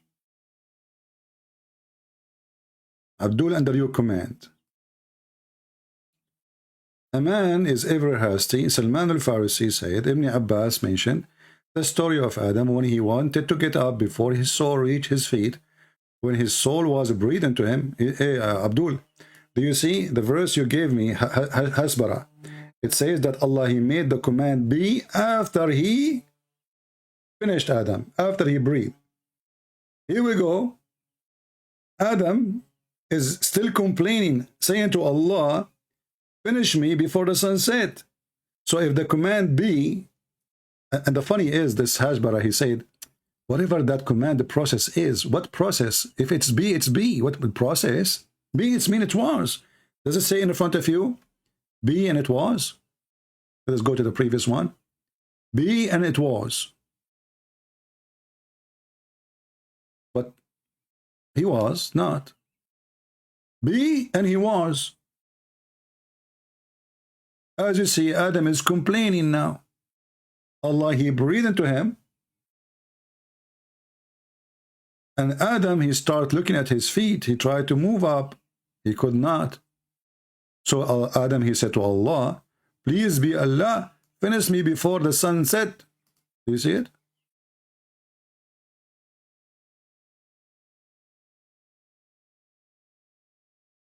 So how Allah, he said be and he was. And how Jesus is the same as Adam. Hello? Yes, my friend, you are talking to me. Yes, hi there. Okay, so I spoken to you a while ago. Yeah. Do you remember? Yeah, I remember you told me you want to bring a sheikh, right? Yeah. Okay, and what happened? Okay, I couldn't find one, okay? Right. That was willing to talk to you, to be honest, okay? Mm. But I asked them the question about Mary and Harun. Mary and Harun, okay. Yeah, sorry. So just to give you the context again, okay. It was about the mentioning of Mary as the sister of Harun in the Quran. Mm. Okay. Okay. So I asked Islamic channel, Islamic QA. I've recorded what they said. Can I just play it for you? Is that okay? You can. It's okay. But yeah, go ahead. Just tell me if you can hear it. Okay. Okay. Israel accused Maryam alayhi salam, who had given birth by the command of Allah subhanahu wa ta'ala to Isa alayhi salam, and they addressed her as Ya Ukhta Harun, O sister of Aaron, or Harun alayhi salam. Sorry, just a quick thing. It's only going to be 3 minutes, okay? No problem. Okay. But what is this a reference to? Now, there is the claim, or how do we understand this? Why didn't they call her by her name? Who is she? Who is this the sister of Harun. Who is this in Harun? There is a view, or a number of interpretations to this, that she had a brother or a half-brother. However, there's no strong evidence to support that, number one. Secondly, that what is said is that this was a style of language that, as the brother rightly mentioned, and he quoted the caller, that is, Imam Ibn Kathir, rahimahullah, in his tafsir. But there's also a hadith of Mughirah ibn Shu'bah, radiallahu anhu, that the people would refer at times to a righteous individual and refer them to a righteous individual of the past who had a very, very high status. Okay? So they knew at the time that Maryam was a very devout worshipper. So as Ibn Kathir, he says in his tafsir that Ya Ukhta Harun, O sister of Ay Shabihatu Harun fil ibadah, the one who resembles Harun in his worship. Okay, so it's not necessarily that it's a genealogy or lineage matter. It's not necessarily a lineage matter, but merely a reference to a righteous person of the past. So they used to, because, mashallah, that Maryam alayhi salam was a very devout worshipper. The mother of Jesus alayhi salam was a very devout worshipper. And Harun alayhi salam was a very devout worshipper, a prophet of Allah subhanahu wa ta'ala. That there was a resemblance in the amount of ibadah that they used to do. So she was linked to that. This is maybe one of the stronger arguments, if not the strongest argument, to say this is actually not an argument, rather an explanation as to what it means. As for, actually, no, there's a lineage link. There's a lineage link. And there is also the claim that, well, you know, Harun was from one tribe and Maryam alayhi salam was from a different tribe. Now here, the Quran must be making a mistake because Maryam was from this tribe, alayhi salam, and Harun being from Levi tribe. This is a mistake. No. The Quran does not make a mistake. Allah subhanahu wa ta'ala does not make a mistake. This is not in reference to somebody else, Miriam, and this is Maryam, not at all. So, in fact, Ibn Kathir, rahimahullah, in his book, Al-Bidayah wa Nihaya, in his history book, the beginning and the end, he said this is a long old argument that the Ahlul Kitab, that they bring up from time to time, but it has been answered very clearly. And alhamdulillah, the answers are very, very simple, very straightforward. So there is no misunderstanding concerning this. The strongest view is that it's reference to Maryam alayhi salam, to Harun alayhi salam in their, of course, from the righteous people and the way that she would be devoted. And that was it. So Right. Who is the one who's talking, if you don't mind to tell me? I don't remember his name, to be completely honest with you. He was a imam that was on Islamic channel. So have you heard of this channel before? I don't know what channel you are talking about, but if you can give us the recording so we can add it to the videos here, that would be good. Let me show you what your friend he did. Yeah. You know the story of Ka'b al-Ahbar when he came to Aisha, and Aisha and he told her, Aisha, you know, Muhammad was not there. It says here, and this is hadith reported many times, and this is Sahih hadith. حدثني يعقوب قال ثنا ابن علي blah blah blah blah blah, that and Muhammad ibn Sirin, that Ka'b, he came to Aisha and he says that his statement, Ya Ukhta Harun, he says he is not Harun, he cannot be Harun, the brother of Moses. Aisha, she said to him, you are a liar. And the prophet, he told the truth. He said, well, according to what I know, there's a 600 years between them.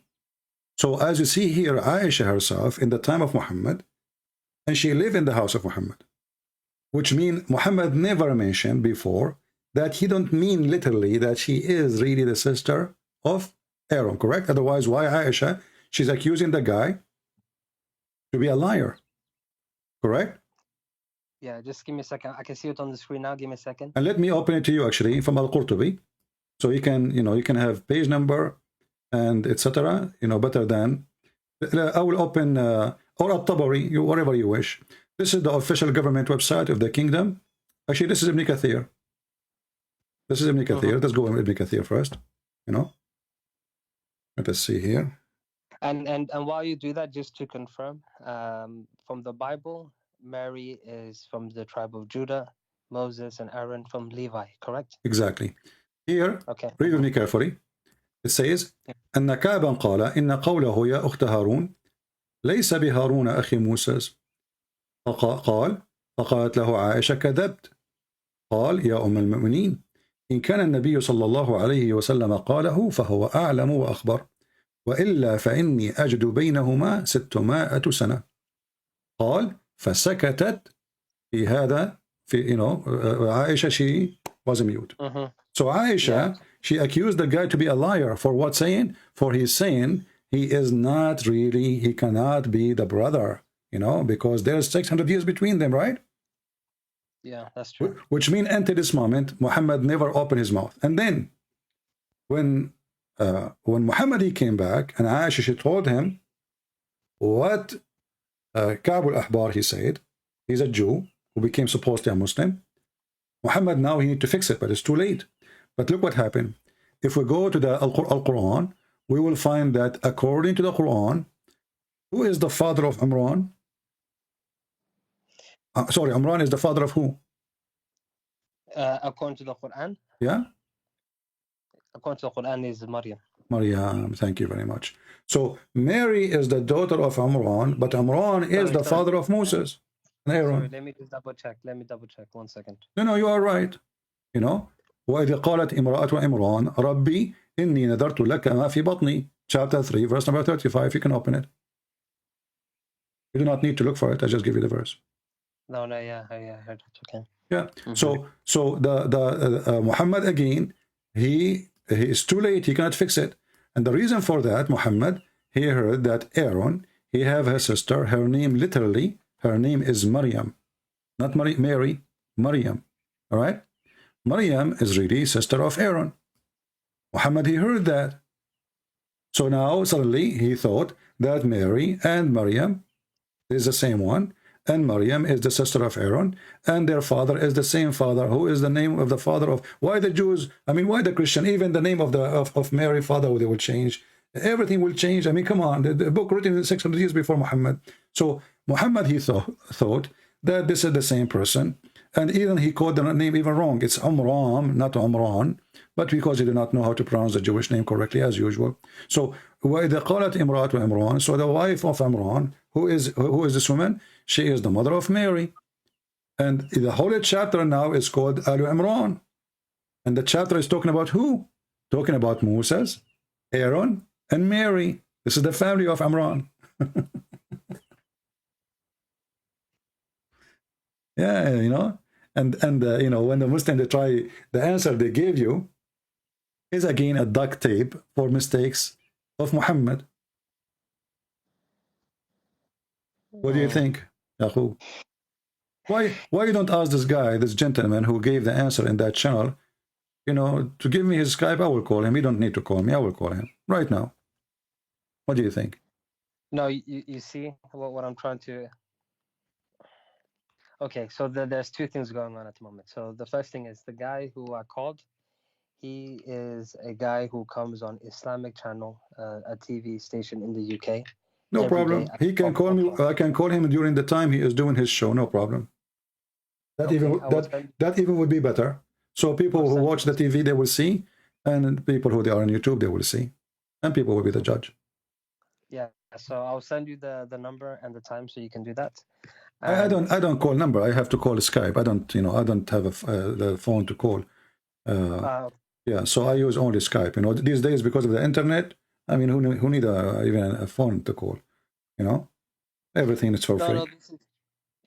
No, that's fine. I will reach out and get them to contact you through Skype. Also, there's an Islamic organization that I've been made aware of, and I've told them that they need to debate you, because otherwise, it's not a good look for Islam. You know what I mean? Exactly. It doesn't look. And as you see, Muslims are leaving Islam left and right here, Yeah. Each time we go in a debate with somebody, Muslims, they have no answer. They retreat. And, and the sheikhs are retreating because simply the cover-up time is over, And, when he said that because what Harun was devoted, Well, who is more devoted, Harun or Moses? No. Do you see? You're right. You're right. It doesn't make sense. He should call her the sister of Moses. Why he said Harun? You know? Yeah. Why he mentioned her than Harun? And who is the more important? You know? Even for the Jews, who is more important, Aaron or Moses? It's Musa. Yeah. Yeah. So if I wanna call them by the greatest the greatest person, I call him by the greatest. Well, the greatest at that time is Moses, is not Aaron. You know? So even the answer is very silly and it doesn't make any sense. And why Muhammad, he did not mention from the beginning? Well, you guys, okay, isn't it the Muslim they say the Quran is made so clear? So why the Quran now here is not making it clear and causing confusion? Ya Ukhta Harun. And why the Jews, who they are Jews, and Jews, they are very tribal people, you know, they are tribe, they are, you know, even they look at each other differently based on the tribe. You know, they even discriminate each other based on tribe too. So why a person who don't belong to that tribe, they call her, oh, sister of Aaron? She is not even from there. You know, she have nothing to do with that tribe. So how suddenly she become from there?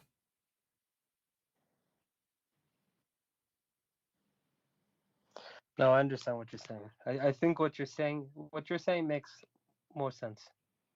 Well, I won't say. Well, I hope my friend Muhammad soon you will leave Islam too, and because if the Muslim they keep the Muslim sheikhs they keep running away, and I am the one keep begging you, as you see, each time you call me, how many times already? Each time you call me, I said, why you don't bring me a sheikh, Yaqub? You see, so it's better to get the one who can answer me from you, like copying from him to me between us. You know, why do we need the middleman? That's here we go. Deal with the guy, and I promise you I will speak very nice to them, as long as they are people who respect themselves. You know, the same, like you notice that the way I talk to Muslims is different than the person. If he is rude, I will be rude with him. Have I been rude to you ever? Nope. You speak nice, I speak nice to you. Why only be rude to you? So and I'm sure they will be, you know, they will be speaking nice too. They are sheikhs, supposedly they should be, so they are welcome. They can say their opinion. They can give the reference. And as you see, even Aisha, she accused the guy to be a liar. She did not say, oh, okay, I will tell them. She said, you are a liar. And you don't say to a person, you are a liar, unless you are sure. And that means he made her angry. And that means the answer he gave, it's an insult. He just told her, your prophet is false prophet. How in the world he made Miriam the sister of Aaron? And according to him, according to the hadith, there is 600 years between them. Anything else, Yaqub?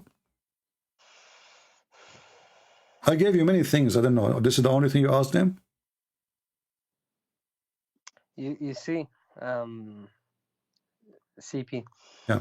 I asked them a few questions. Okay? All right.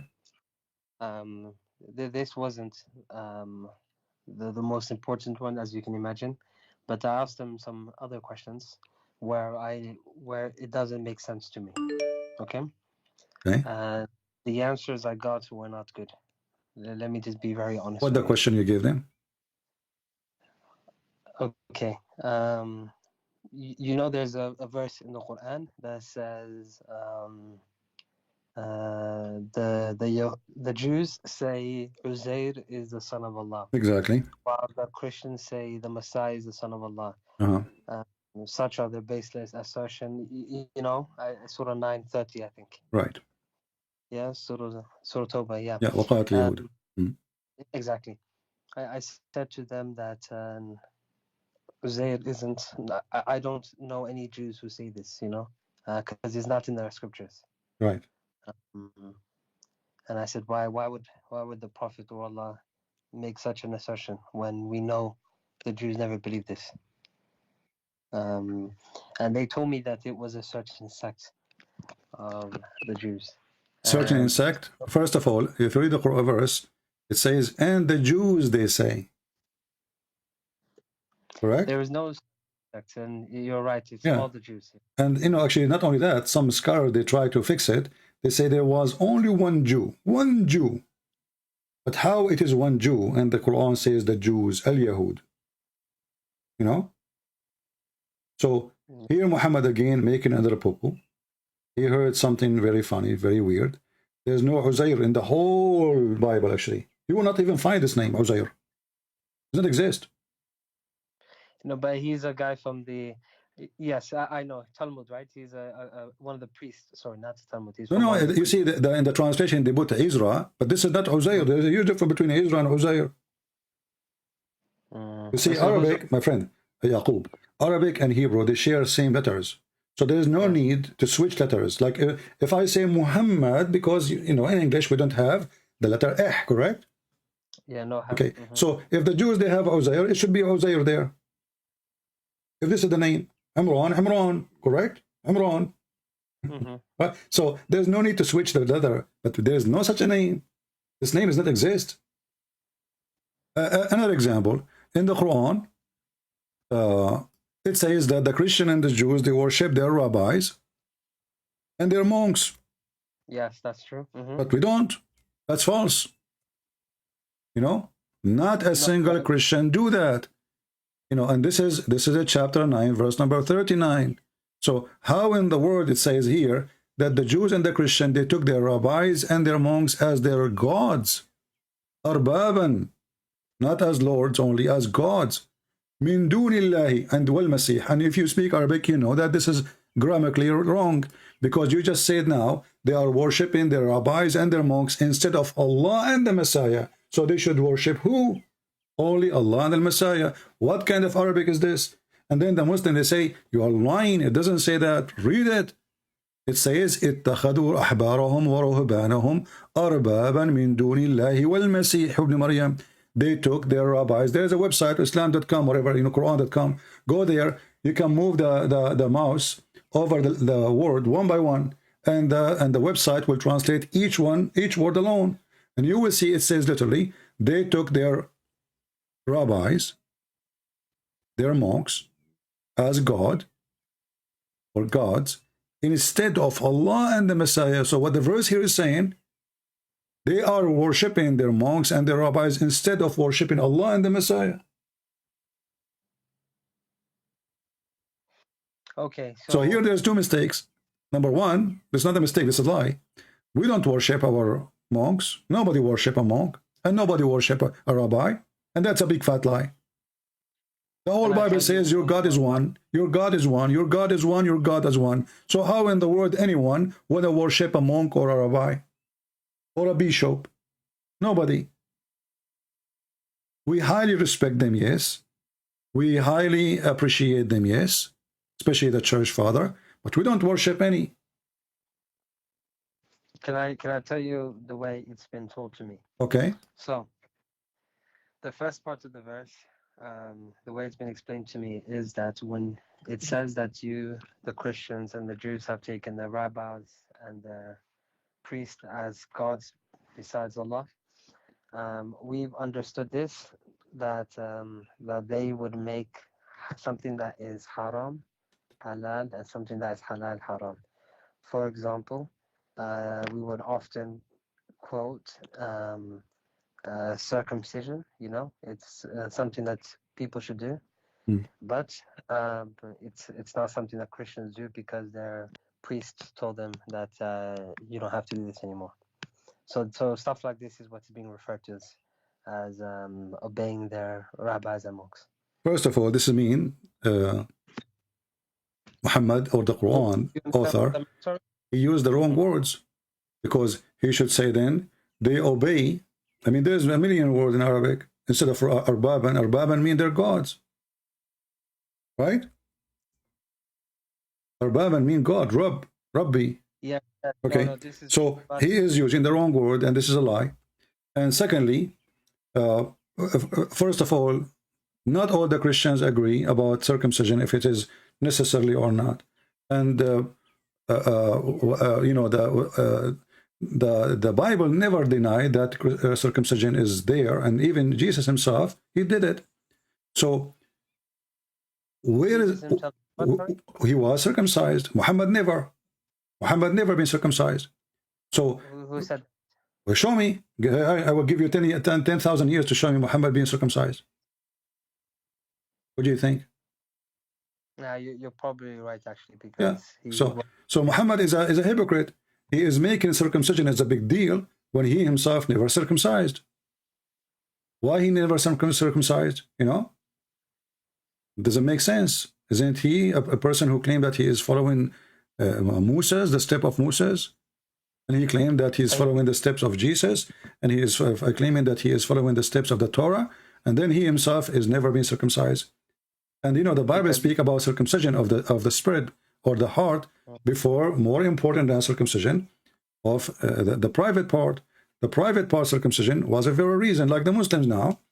You ask them, why you pray in the direction of the Kaaba? They say, so Allah, he said to us, so Allah can recognize you.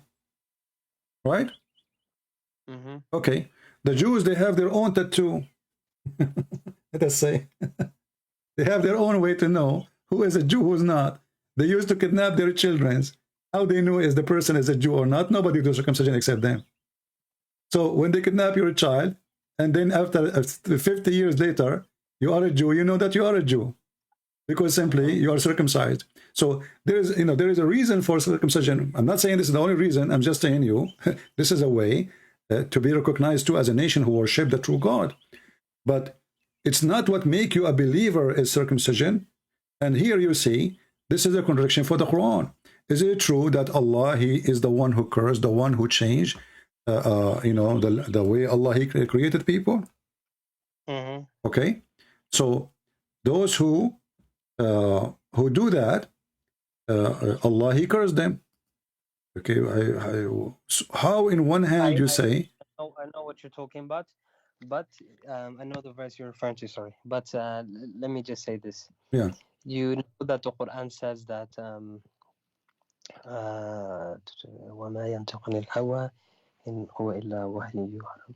Yeah, it says that, you know, everything that the Prophet says is just a revelation revealed, you know? So to Najm, sorry, let me just find the reference for you. Yeah. What does have to do with our, you know, I mean, the question? That the point I'm trying to say is that yes, you're right that the Quran does say that, you know, and Allah curses the one who mutilates himself. Yeah, but the Prophet told us that Allah says that, you know, we should circumcise, because we find circumcision in the Hadith, correct? Exactly. And this is a you know, something the Prophet said, and everything that the Prophet says comes from Allah. You know what I mean? And if you refer to 53 verse 4, sorry, Surah 53 ayah 4. Okay. That tells you that nor does he speak of his own whims. It is only a revelation sent to him. So everything that he speaks is revelation in this sense. Yeah, but here, you know, you see, here we have a problem now. Who is the one who made people change the way Allah made you look like? Shaitan or Allah? When you, for example, you cut your hair, or if you do anything, any change to your body, you know, anything. Who is the one who do that? Isn't it the Quran say this is Shaitan? Is it correct? In chapter 4, verse 119? Yep. Okay. So if somebody make a tattoo, this is from Satan. If somebody put an earring, this is from Satan. If somebody make a hole, this is from Satan. If somebody made a wig, this is from Satan.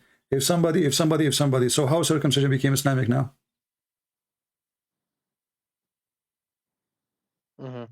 Okay, because like I said, in the Hadith, you know, anything the Prophet says is revelation revealed. So it doesn't matter, but there's a contradiction.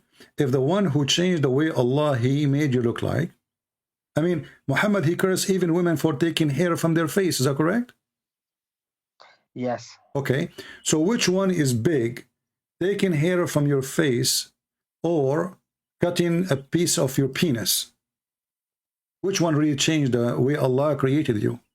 If a woman, she take hair from her face, she is not changing anything. It's hair.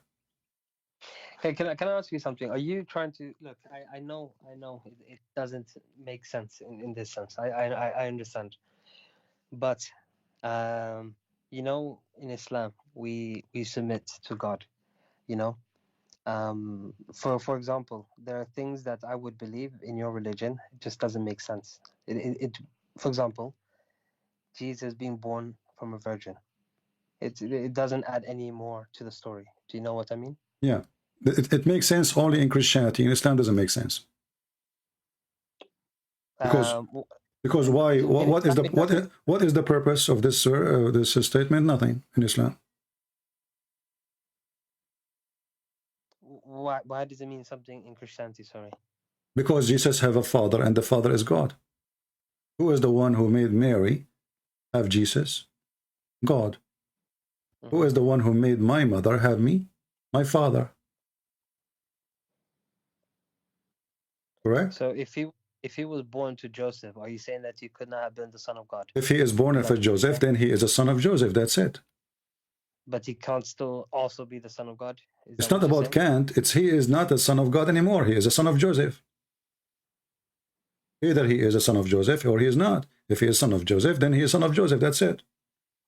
But he's the son of Mary as well, right? Yeah, but Mary, she did not have him from sexual relationship. Mary, she is the vessel of the word of God. So Jesus was born through a human, but he is not even from Mary. This is why when the Messiah, he said to the Jews, what say you of Christ? They said he is a son of David. He said, well, because this is the understanding of the Jews. And even the Bible called Jesus many times the son of David, you know. But Jesus, he understands, like, we spoke about Mary, she is from the tribe, etc. Now, Jesus himself is a son of David, based in the lineage of how he's born. Okay, that's fine. But literally, he is not. David is where Jesus is where. But Jesus himself, he corrected the Jews about their understanding. He said, what say you of the Messiah, of a Christ? He said to them, whose son is he? This is in Matthew chapter 22. They said, well, he is a son of David. He said to them, well, then how David, by his spirit, call him the Lord Jehovah said, for he said, the Lord Jehovah said to my Lord, sit at the right of my hand until I place your enemies under your feet. If therefore David called him the Lord Jehovah, how is he his son? And no man could give him an answer, and no man dared again from that day to question him.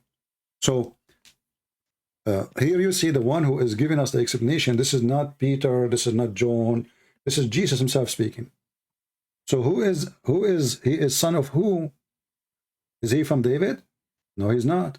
Even David had nothing to do with Jesus, because David, he called him God before Jesus was born from Mary. This is why Jesus said, before Abraham I am. So if Jesus is from Mary, well, how in the world Abraham, he worshiped him and he saw his day?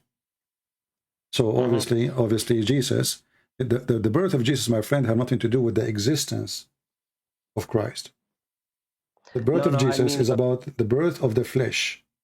And the Father is the one who is our God, who sent his only Son, the Word of God, and through Mary become a human.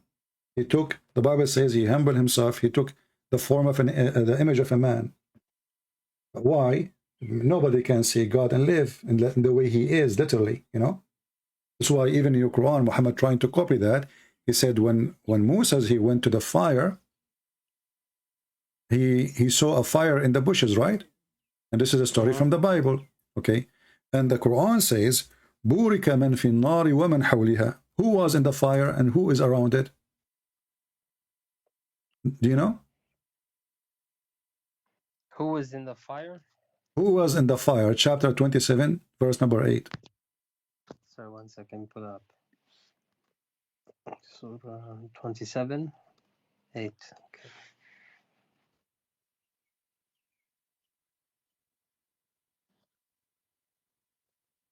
Okay. Blessed is he who is the fire and whatever is around it. Glory be to Allah, the sustainer of all the universe. Yeah? What do you think? Who was in the fire? And who was around it? He was called blessed, is whoever is at the fire, whoever is around it, and exalted is Allah, Lord of the world. I don't know. Maybe Musa was around the fire for sure. Okay, Musa is around the fire, but who is inside the fire? There's no one around it. You can't say Allah is inside the fire. Why Is this not? what you're going to? Why? Why would you say that? Okay, look what happened now. You see, I'm just asking you to see how confused Muslims are, because when Moses he approached the tree, and the voice of Allah came from the tree, and he told him, "I am Allah." Is that correct? Yes, it does say that. Okay, what kind of a tree was that tree? Blessed tree. Is that correct? Yes. Why it was blessed? Because Allah spoke through it. Is Allah there or not? He spoke through it.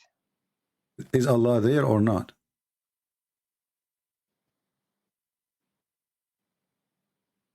I don't know how to answer that question, to be honest. I don't know the answer. Okay, let me help you. You just said Allah he spoke through it, correct? Yes. Does that make it a microphone? You can see it like this in a way. Okay. And this microphone have a speaker. I don't know the nature of it. You know what I mean? You know, I'm just trying to make it close to understand, right? Okay. But if you read me with my friend Yaqub, if you read the verse carefully, it says, فَلَمَّا أَتَاهَا نُودِيَ مِنْ شَاطِئِ الْوَادِ الْأَيْمَنِ في البقعة المباركة من الشجرة أن يا موسى أنا الله رب العالمين.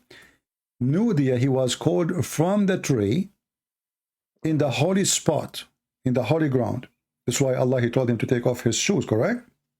Yep. Okay, so if it's the voice of Allah can come from the sky. He do not need a tree. Okay, no, you see, this is where I sometimes lose you here, because the voice is coming from where? The voice coming from where? If it came from the sky, you would say, why did it not come from the ground? No, I'm not saying that. I'm not saying why not, because you know the Bible mentioned that when Jesus was baptized, a voice from heaven came and he said, "This is my only begotten son." So God, he speaks this way. Why not? But why this time? Hold on. You see, Muhammad is copying the Jews again, but you do not know why. And this is why you do not know why. Because if Islam is a religion, and the Quran says, وَفَصَّلْنَاهُ تَفْصِيلًا, and we made the Quran in great details, correct?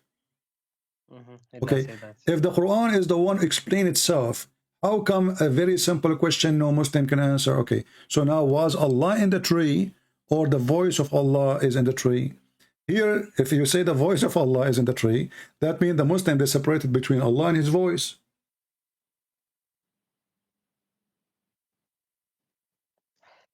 So, no, not necessarily. Why?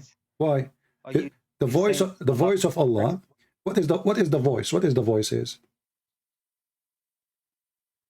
It's your communication that comes out of your No, the voice is a wave, right, of energy. Sure. Okay. So this wave it travel and reach the ear or the one who can hear it, which means not all voices we can hear depend in our the frequency, correct?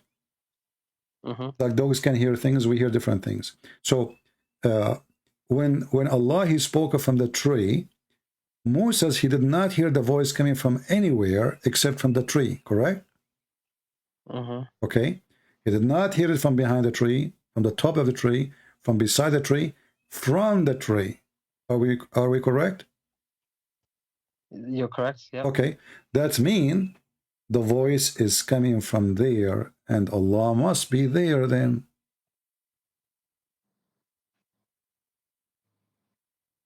Because if Allah is in the heaven, why the voice is not coming from heaven? Who need the fire anyway? Who need a tree? What is the point of this tree and what the point of this fire? Do you know? I don't know. No. Muhammad is again copying a story. In Islam does not make any sense. It doesn't make sense. So why does that happen? Tell me. You know, for us, God, he appeared in many ways he came to Abraham as a man.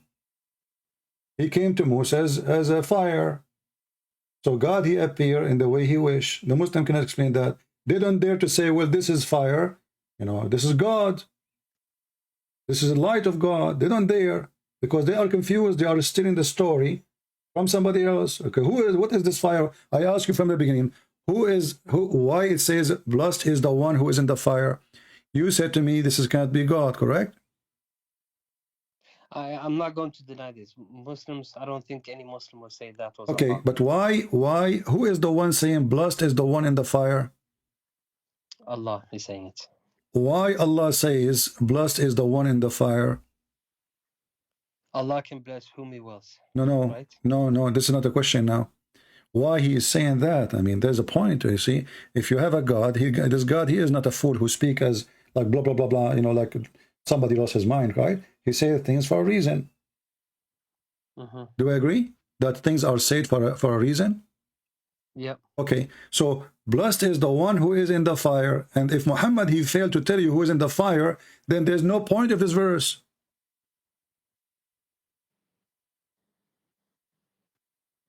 Because this is the heart of the verse.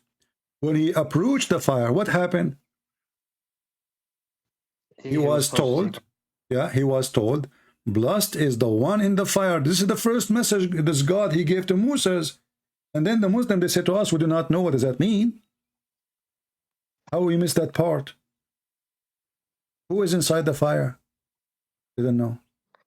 So you, as a Christian, would say that Allah was in the fire, right? I'm not saying that. The whole story is a corruption taken from the Bible, and it's became funny because Muhammad, he is adding his own falafel to it. This is why you Muslim, you have no idea what does that mean. Here we go, I'm asking you, and you check all Islamic scholars, nobody have an answer. They start guessing. Some they see angels. What the angels are doing there? Dancing inside the fire? You know, first of all, isn't it the fire? Isn't it the fire is a sign of hell? Yeah. Okay. No, so why Allah is in the why this fire is blessed? Sorry, what did you say? Fire is the sign of hell. Is that what you said? Yeah, isn't it the Quran says that? Naru Jahannam. The second we go and we look for the word nar, huh? Nar, we will find nar is something, huh? Yes, but it's not just for hellfire. You know this, right? It's for what then?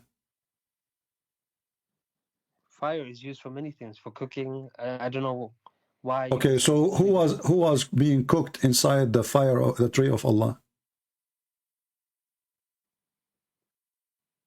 I really don't understand how you're linking these two. I'm trying to understand how Muslim confused are.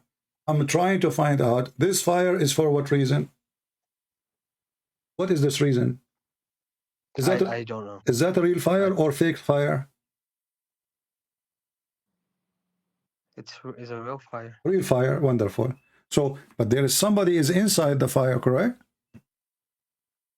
No. Allah is speaking through the fire. Okay, guys, Allah is speaking through the fire, but doesn't say in front of you, blessed is the one is in the fire, the one. There's one person is inside the fire, one.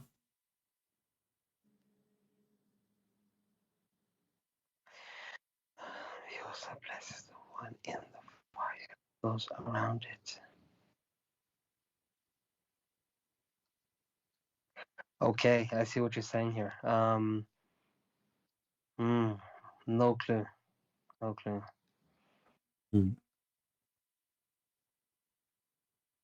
So how we can solve this story? See, Muhammad, he copied from the Bible, but the Bible story is different. You know, there's no fire burning the bush. There is a fire, but there's nothing is burning really. And here we find that there is something strange. Muslims cannot explain because it's a theft. So blessed is the one who is in the fire. This is the first message Allah delivered to Moses. If it's not important, then he should not say it. This, the first thing he said to him, this is, you know, I am Allah. Okay. Did he say I am Allah? Yeah, that's it. That's Okay, how the voice of Allah saying I am Allah? it's like, for example, let's say that you're speaking in a big room, Okay, and there's a microphone and speaker, all right. and in one end of the room, people can hear only through the speaker and they can't see you. And you say, "Hello, everyone. I'm Christian Prince." Okay, The speaker, I am Christian Prince, but everyone knows it's not the speaker, but it's the actual person speaking all through right. it. You know. Okay, but let us think about it this way. So I am because I am not seen, and people do not know they are listening to who, right? Then in order to recognize, you have to say, "Well, I am Allah," right? So people can recognize you. Okay, but what happened here? That Allah already He says, "I am Allah," and then right away, and the voice is coming from the fire. The voice from the fire says, "I am Allah," correct? From the fire. Yeah.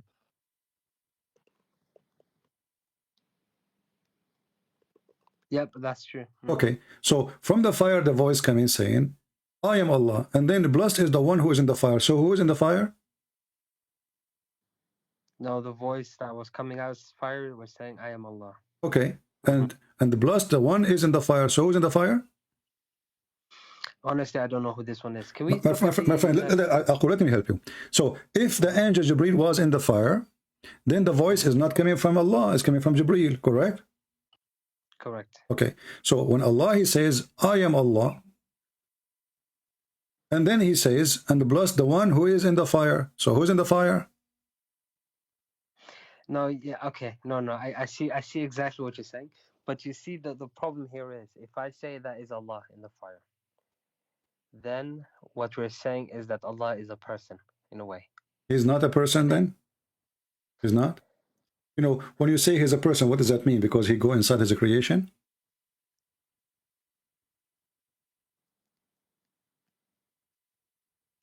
Sorry, no, I understand what you're saying. Do Allah go inside His creation?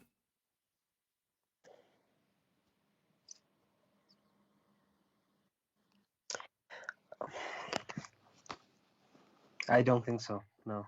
Okay, so how your prophet, he says, Allah, He come down every third part of the night, from the seventh heaven to the lowest heaven. How Allah, He come down? Actually, we can use the Quran even for better evidence, because they can say to you, this is weak, even though this is Bukhari or Muslims.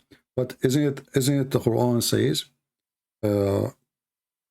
after Allah, He finished the earth, He went up to heaven? Al-Arsh istawa. Yeah, then He rose over the throne, yes. Okay, He rose, that means He was where? He was down, right? You see, the way that I've been taught when I was in my Islamic studies is that this verse is in reference to His Majesty, you know? Doesn't matter, but did He rose? Did He rose or He did not? Is it like fake rising or it's real? No, it's like, for example, saying that, you know, when the Queen of England dies and her son takes over, He rose to the throne. No, you see here, we are talking about the act and the action. So Allah, He was in the process of a creation. He was down. Chapter, as an example, chapter 13, verse number 2, it says, Allah is He who raised the heaven without any pillars that you can see, is firmly established on the throne. This is a Muslim translation. The Arabic, it says, ثُمَّ اسْتَوَى عَلَى الْعَرْشِ, and then He rose up to the sky. They lie in the translation and the Arabic in front of you. So where He was before He finished the work, He was not on the throne. Do we agree on that? He was not on the throne. Chapter 11, verse number 2. Yeah. We can find... I was just reading. Yeah, okay. He was subject to Sunday. Okay. Allah is He who raised the heavens without any pillars that ye can see, is firmly established on the throne. He has subjugated the sun and the moon. What translation you're reading, Yaqub? What translation you're reading? I'm reading what you're putting on the screen. All of them, they are lying. You see, here we go. Look, none of them saying He rose. It says here He took control over the realm. What is where is the throne? The throne is gone. I don't see the throne. Look at this guy. I'm reading your screen actually. Yeah, I changed the translator. You see, the throne is gone, and you know the Muslim translation is really horrible.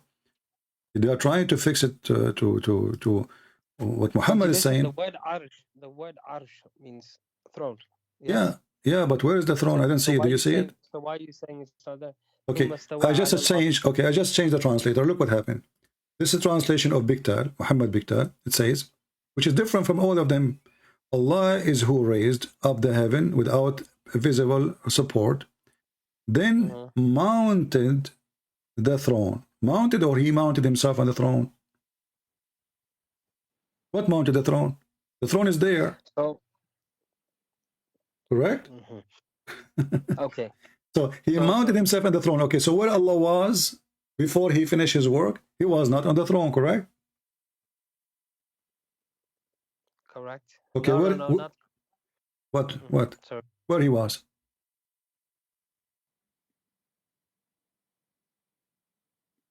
Before the creation, you mean, right? No. Okay, he is creating now. He's working, creating the earth. According to Islam, Yaqub, let us analyze it a little bit.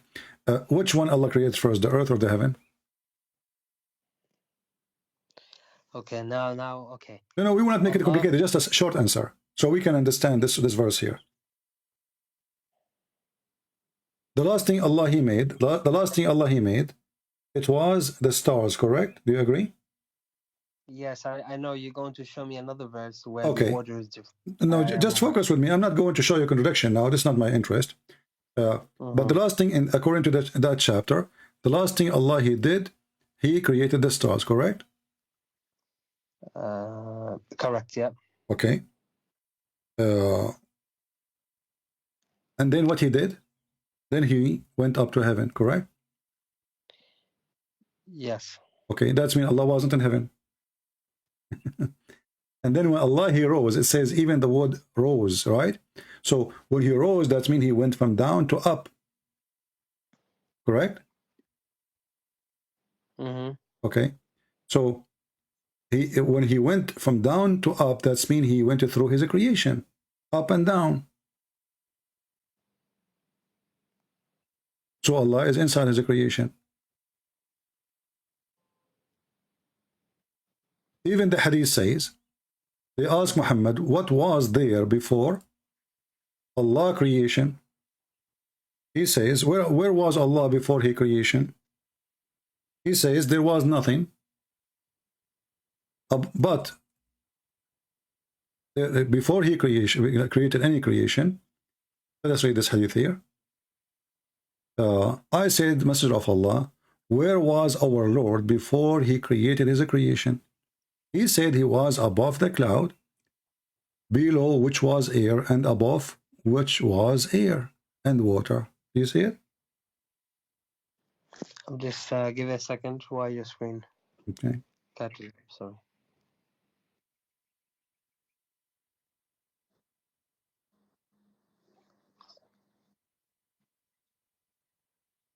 Sorry. Okay. Yeah. There's a big delay here. But yes, you know this hadith you're referring to. I have heard of it before. Well, while this loads up, I want to reread it again. For sure, I heard it. Okay. So what we established is that Allah is within His creation. Okay. Inside His creation. So what is the problem that Allah is inside the tree?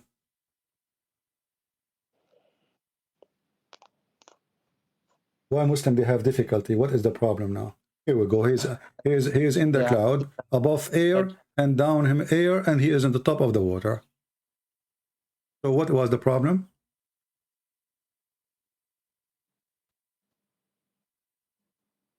Muslims are confused, and they are really they are terrified.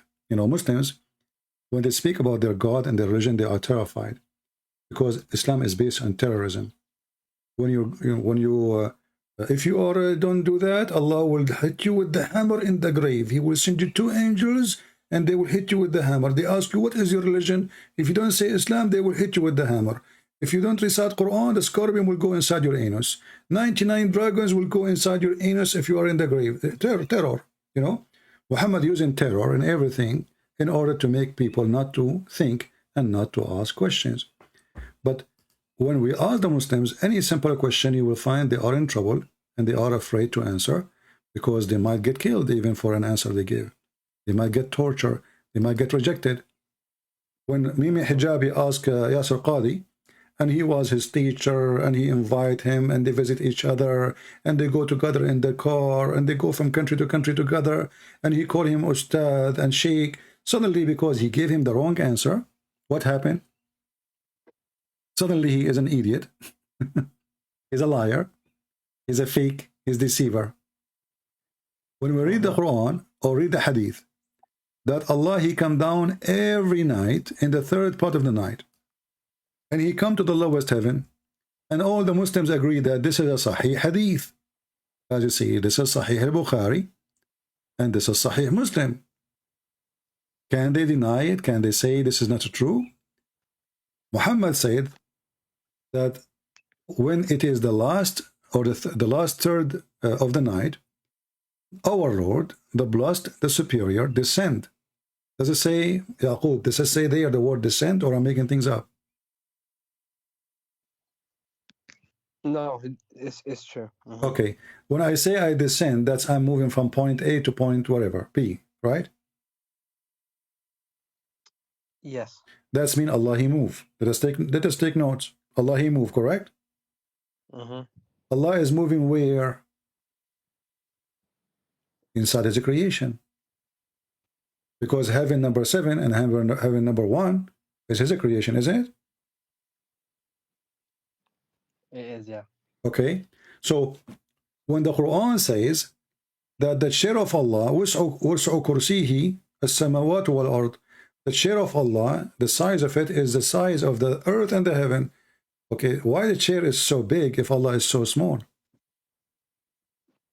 Allah, as you see, He go inside between them. He have to be smaller. He cannot go inside something unless you are smaller. And if Allah is moving and He descend, doesn't that make God physical?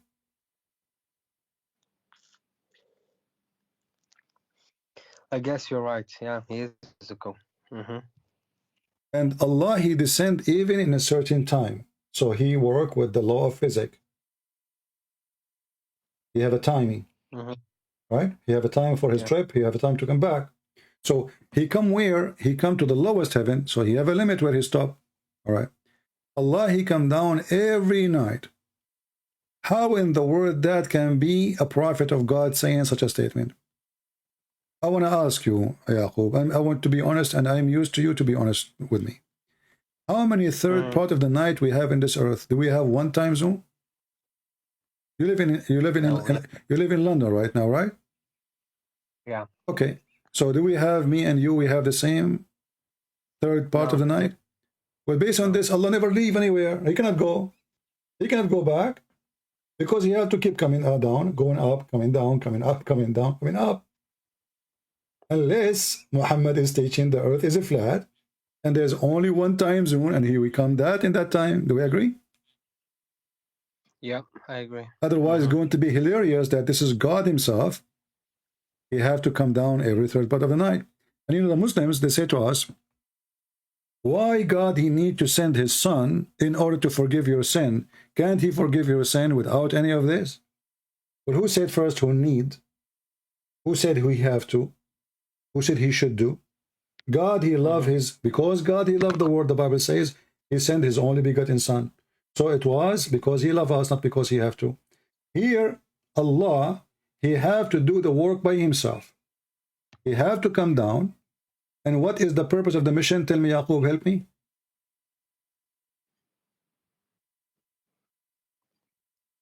Is to... You mean the purpose of Jesus, right? No, the purpose of this hadith here. Allah, He come down every third part of the night. What is the purpose? To forgive sins. No. Be carefully. Is there anyone who invokes me? Exactly. This is the purpose. You need to know who is. You know, He is coming to ask, hey, who is here? No. You know, who is invoking me? Right? I know hadith, my friend, but you see, I don't want to sound like someone who's making excuses, you know. No. You can make excuses, no problem. You know, we're having a conversation, and you are being the Muslim, and I'm being the Christian, so it's fine. It's okay. Yeah, but that's not my job. But what I'm saying is that what is being explained here from the way I've been taught, okay, when I was studying, is that yes, for sure you can understand it as the earth being flat, because for sure reading this is the way you would understand it. Anyone would. But the purpose of this hadith is to show that, or to emphasize that Allah has so much love and care for his people that he would try his best to communicate with them. You know, just like the way that you said that God sacrificed his own son for us. Similar in this light. But look what you did. I mean? Look what you did, Yaqub. You just say that your prophet is lying, making a statement is not true, because Allah, he can do that same thing without going down anywhere. There's no need to say Allah, he descend. There's no need to say even to where. He said to the lowest heaven. He gave name of location, correct? Yeah. He gave the name of the timing. So, and he used the word descent. So how that became suddenly a metaphorical? And did your prophet and the companion in the time of Muhammad understood it this way? No one. No, you're right, yeah. So the Muslim today, in order to escape a question which is embarrassing, they try to give it an answer which have nothing to do with the purpose of this verse or this hadith is saying. And Allah, he come down. Why he need to come down anyway? Can't Allah, he ask the question from the seventh heaven? No, but you see, okay, I understand what you're saying. Believe me, I understand. I have many doubts.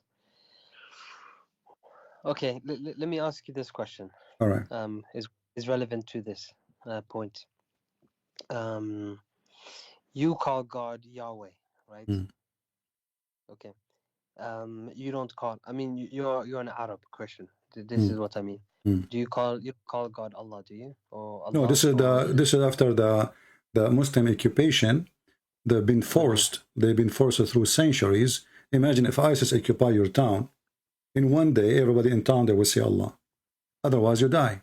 You know, the Christian, they've been tortured, they've been humiliated, they've been treated like dogs and donkeys. Even if you go and open the book of Ibn Kathir, do you know what the church of Al-Qiyamah, which means the church of resurrection, called?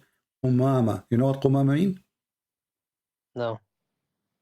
Garbage. Why? Because the Muslim, they close our holy church in Jerusalem and they make it a dumpster for garbage. So it's called Kanisatul Qumama. Al-Qumama. So when you say you call God... Are you sure, sorry? Because this is in Jerusalem, correct? Yes. The place... yeah. Because the story that I've been told, sorry for interrupting, was that the dumpster was actually there before the Muslims came, and the Muslims cleaned it up. No, my friend, this is you know, we know, you know the Pact of Umar. You know the Pact of Umar. This is not true. You know, this is no. And secondly, the Arab, they came after the Christians. Do you think really the Christian, they will call it such a name? Why the Muslims are using that name? Why the Muslims are using that name? If this is not what the Christian call it, do the Christian call it the place of garbage? No. No, of course. So the Muslims is the one who gave it. This is an Arabic name. Why? Because they shut down the church, and Christian cannot go inside it. And even until now, the keys of the church is in the hand of a Muslim family, in case you do not know. Until now. Yeah. And the Jews are, and the Jews until now, they are siding with the Muslims in order to humiliate the Christians. The Jews, they can take this key from this family and say to them, you have no business. They are the one controlling Jerusalem. But until now, they refuse to take anything the Muslim control of our holy places. Until now, the Muslim control it because the Jews, they are doing that on purpose in Israel. And I'm talking about Israeli. Until now, they side with the Israeli, with the Muslims. Until now, through centuries, they did not change. They always side with Muslims against the Christians. But it's okay. For us, that's fine. We are not people who worship stones, and we are not the one who worship churches. Our God is holy and he is living God. But look what happened now. When the Muslim, they try to answer, they try to find any excuse. When Allah, he come down, And Allah moved between. The Muslim, they try to find a metaphorical answer. But this is not what Muhammad meant. And all the Sahaba and the companion, this is how they understood it. And then if we go, your God, or Muhammad, Allah, when he says that Allah, he will come to you in a shape other than the one which you know. Was Muhammad speaking of metaphorical, or you will see him for real? This is yes, the hadith that's referring to Judgment Day, correct? Huh? The Judgment Day hadith, correct? Yes, doesn't matter. Doesn't matter. Allah, he changed his shape and he come to you in a shape other than the one which you know, correct? Correct. Okay. So when Allah, he have a shape and then he changed a different shape, well, his shape mean what? Shape mean physical and space, correct? Yeah. It's not a 3D illusion. No, you're right. I'm not going to say this is metaphorical. This is correct. Yeah. So as you see, even so, Allah, the way he is physical anyway, and he have hands, and the Muslims agree, correct? Yeah. And he have foot, he have a shin. So Allah, he have a physical shape. So why the Muslims have a problem to explain to us who is Allah? Because they are terrified. So going back to zero, who was in the tree? Yeah. The Muslim can't answer. Who is in the fire? They don't dare to answer. Who is going to come down? They say Allah knows best. How Allah, he rose in the chair? Don't ask, don't tell. So you Muslims, you worship a God. He is unknown for you in every aspect. You know nothing about him except his name. And you have hands. Good luck with that. Who is your God? Yaqub? You don't know. You have nothing. You have no idea who's your God. Oh, what you know, his name is Allah. What Allah mean? You have no idea. Why Allah have a shape? You have no idea. Why Allah even changed his shape? You have no idea. And okay, Allah now, he changed his shape. And what happened to the first shape? Did he burn it? Did he hang it on the closet? But why does it matter if we know the essence of God? You can't tell. It matter to know you worship who? You are worshiping unknown God. This is an ancient God. You see, when the Muslim, when you say to them that Allah, A-L is the word God, La is the moon God, they say to us, well, we don't worship the moon God. Okay, I will go with you. But the name of your God is the moon God name. And Muhammad is hijacking the moon God name of the Arab. Let me ask you, Yaqub, I will make it very simple for you. When Abraham, he saw the sun, he said, this is my God, this is Akbar. Correct? Yes. Why he called it Akbar? The greatest. Akbar is not the greatest. Akbar means bigger.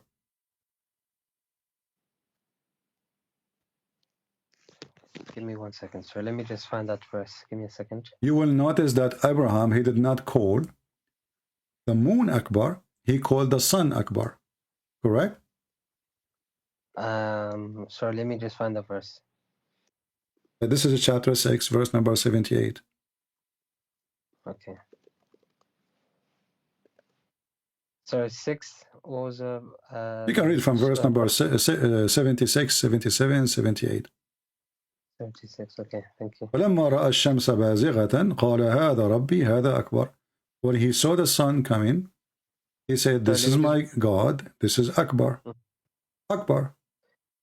Akbar is not the greater. Akbar means bigger. Same time, Abraham, based on this verse, this is to show you the childless book of God. Abraham, according to this story, he's acting as if he never saw the sun before. So the first thing he saw, when the night came, he saw a planet. Not a star, a planet. Kawkab is a planet. Anything in the sky, actually, they call it Kawkab, which is a planet. He said, this is my Lord. Okay, but why he is saying, this is my Lord? Which one? I mean, there's millions of them there. Which one? He saw one. He said, this is Akbar. Okay. Sorry, he didn't say Akbar. This is my Lord. Then when he saw the moon, he said, this is my Lord. And this is the one I worship. And the same as what happened with the planet or this star, when he disappear, he says, I love not the things that set. So what the reason Abraham, he abandoned this God? Because he disappeared. Then he will start worshiping the moon. But look what happened. When the night came, he saw a star, he worshipped the star. And then when he saw the moon uprising, he said, this is my Lord. And then the moon disappeared. Then when he saw the sun, he said, this is Akbar. And he called it Akbar as mean, which mean it is the bigger than all of those. And if you want to say it is the greater, no problem. I will go with that. And when he said, I don't like those who said, again, the same game, the same stupid thing.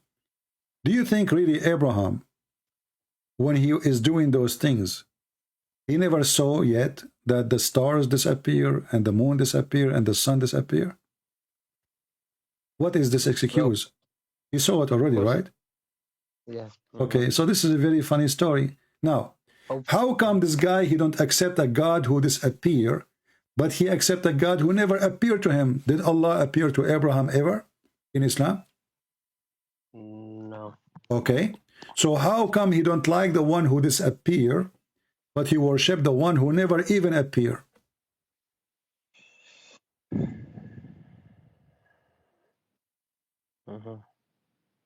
Stupid story. Now here Muhammad, he hijacked the name of Abraham from the Jews. If we ask the Muslim what Abraham mean, they do not know. What is Ishmael mean? They do not know. What the Messiah mean? They do not know. What Yaqub? Your name is Yaqub. What does that mean? They do not know. This is why he was making fun of the Christian in his debate. He says, your God was wrestling. Your God was wrestling with Jacob in the Bible. How that can happen? But the second we ask the Muslims what the word Israel mean, they do not know. Israel mean the one who wrestled with the angel of God or with God. The one who struggled with God, the one who wrestled with God. So they don't like the story, but they accepted the name, which means they accepted the story by accepting the name. Why? Because Muhammad, you do not know what the name mean. What Gabriel mean? They do not know. Okay, what Israfil mean? They do not know. Okay, what Ishmael mean? They do not know. So what do you know? Nothing. Muhammad is a person hijack every god in the corner. He came to the Sabian. The Sabian, they are people who worship stars. Is it true that the people at the time of Muhammad, they call him Sabi?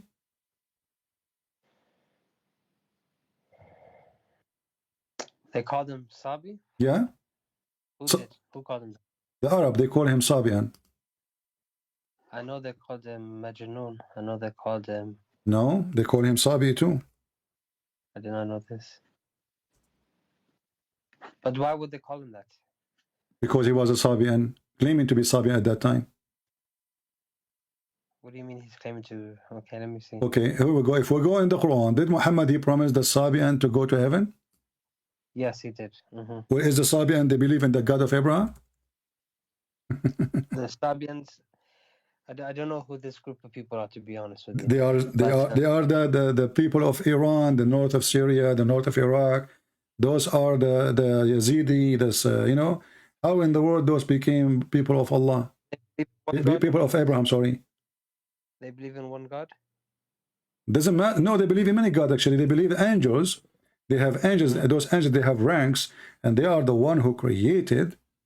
There is ranks. There's angels who create.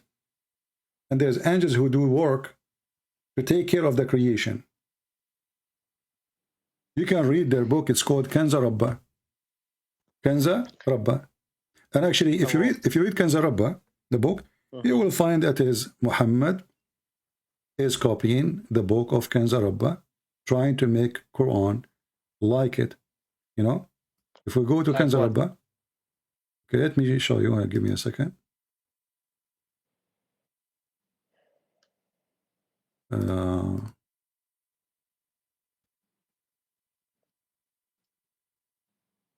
Here we go. This is the book of Kanza Rabba. I will put it for you on the screen.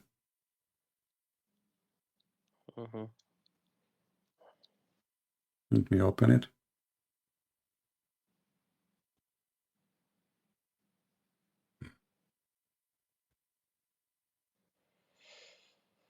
take a bit of time to open. Okay, this is Kanza Rabba. Let us see how we can move it. We have the book, it's called Kanza Rabba left and Kanza Rabba right. Let us open the book. Sorry, can you just send it to me on Skype? I think there's a... You have to search for it because I have a download version of it. Ah, okay. The first thing you will see in the book of Kanza Rabba is Tawheed. What you see? Tawheed. Give it a second. Hopefully it catches up. 1 second. This is Kanza Rabba right. Kanza Rabba right, which means the right one. There's left and right, as I said to you. What is the first page? At-Tawheed.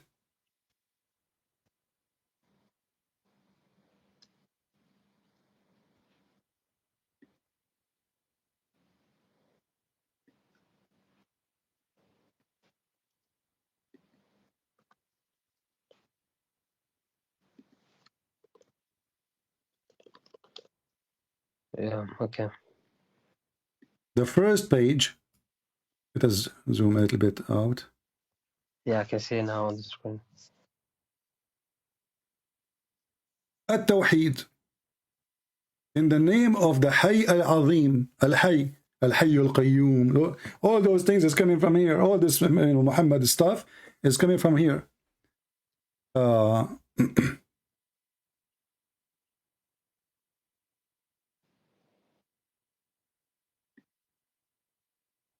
Let us open.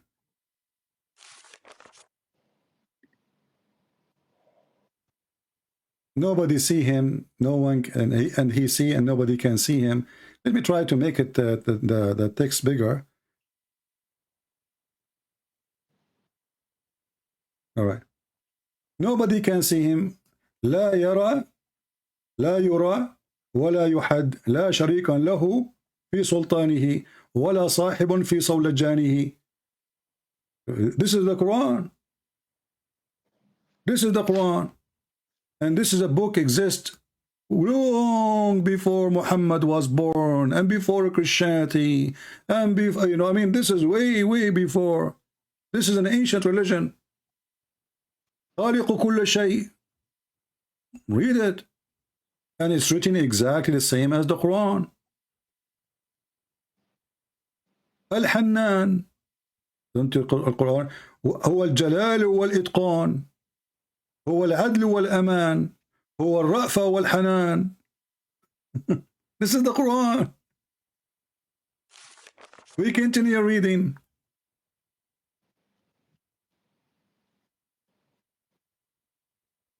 The same as Muhammad, he do Butlan, Nisan, you know, Arabic music, you know, the same. ملائكة تسبح الملك النور بأرضية النور التي وهبهم إياها ملائكة الضياء. And you know, the stories continues and you know, endless. I don't know how good your Arabic, you can read it, but this is, but Muhammad, he was following. He was a Sabian. Sabian, they are people who worship stars, and they have ranks of gods. They have angels. Those angels, they are creators, and they believe the same thing. They believe that God, he created a creation, then God, he destroyed his creation, and he sent better creation. That's why the Quran says, وَإِنِّي جَاعِلٌ فِي الْأَرْضِ خَلِيفَةً. Those people believe in the same thing. There is people inherited the earth because there is people before them, they were destroyed because they were bad. All right? Yeah. They have the same thing. And as you see, it's the same Quran, same stories, same tone. You can sing it in Arabic. You know?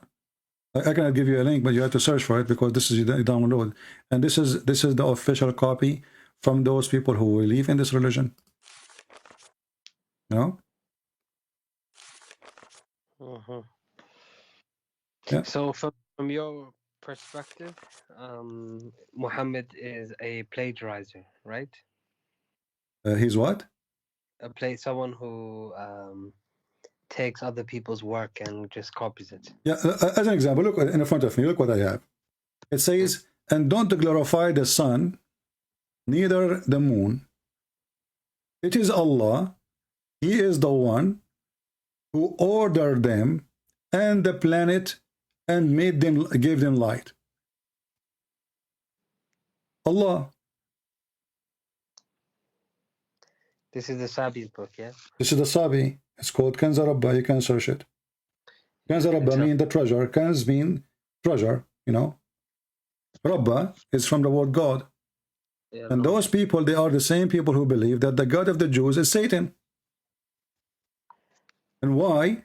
Because Adonai, they say Adonai, he ordered the Jews to do circumcision. This is satanic, according to them.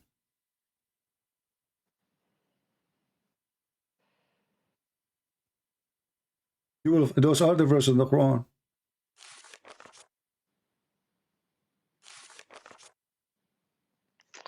Okay. I have a lot of thinking to do, CP. Yeah. Well, you are thinking for long, Yaqub. I don't know for how long it's going to take you, but whatever it takes. I mean, it's your life, it's your future, it's your salvation, my friend. I can do my best to help you. It's up to you to go wherever you want. I advise you to read, learn. Knowledge destroy ignorance.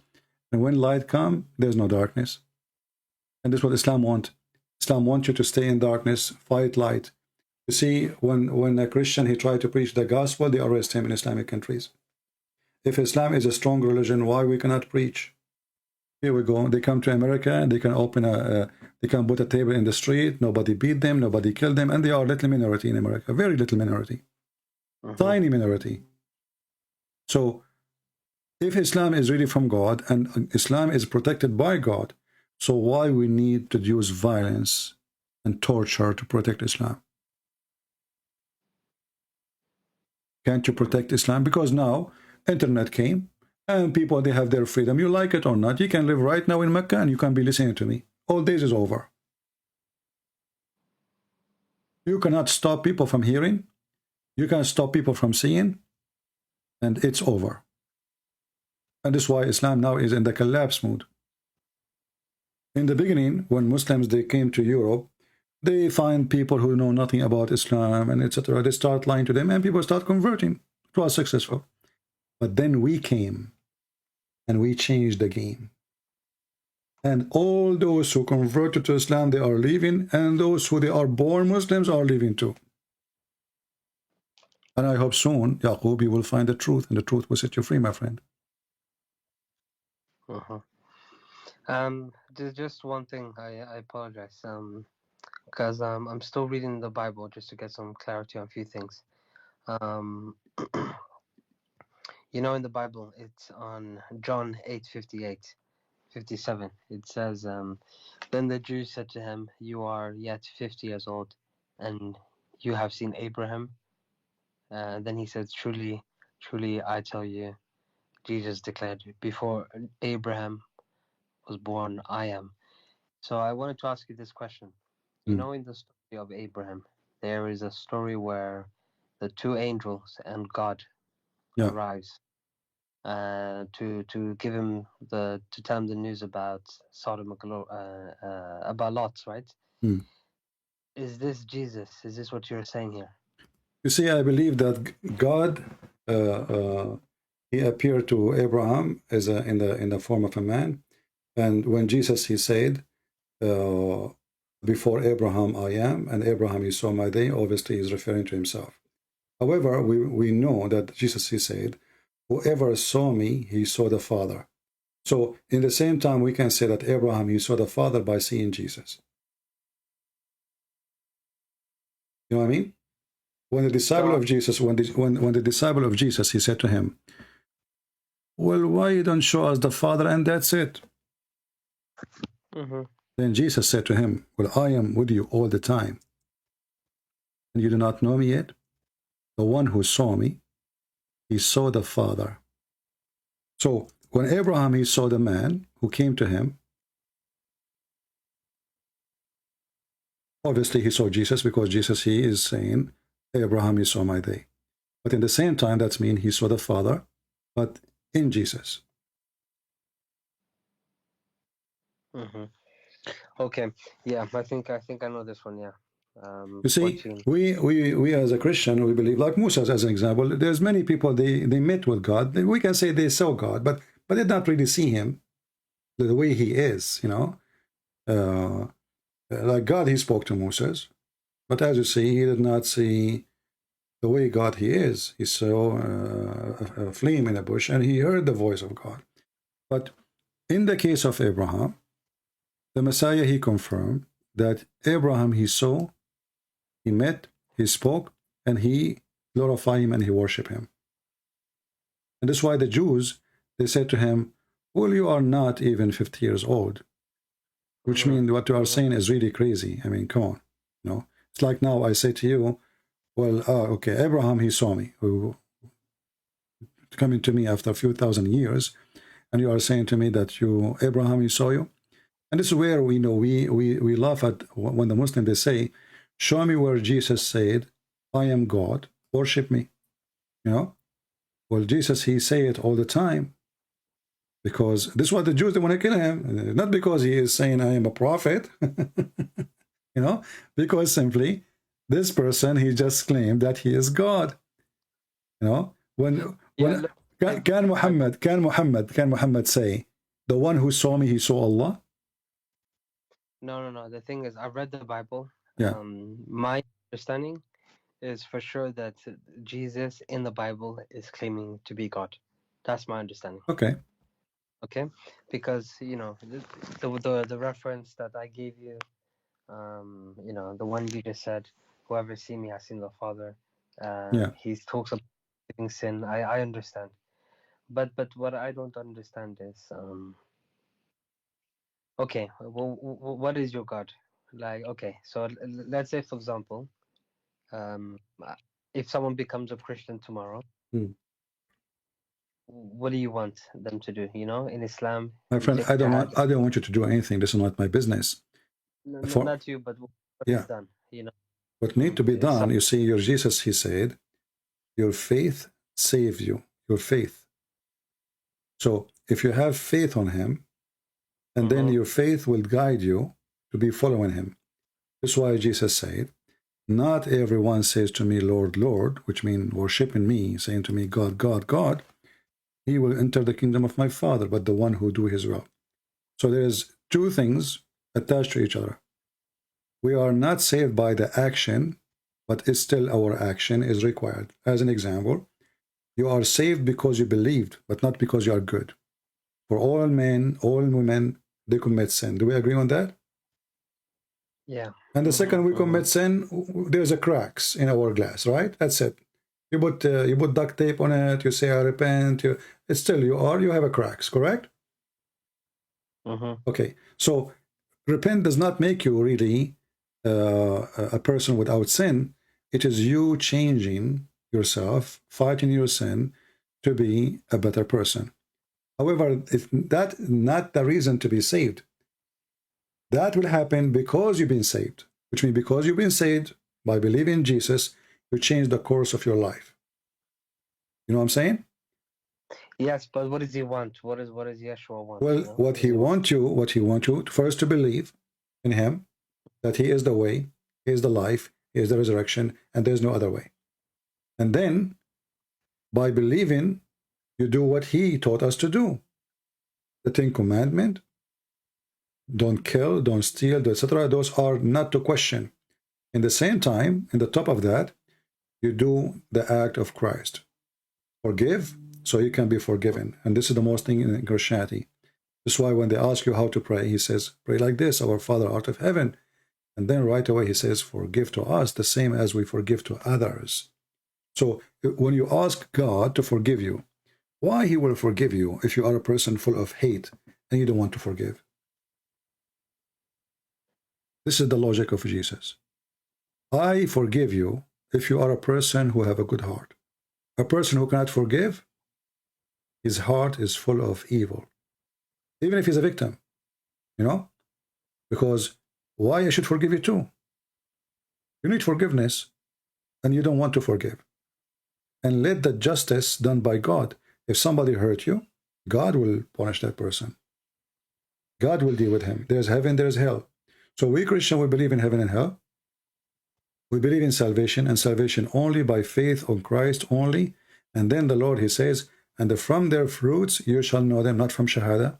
So you can say Shahada from now until next year, still you are no Christian. You can say Jesus is God, Jesus is God.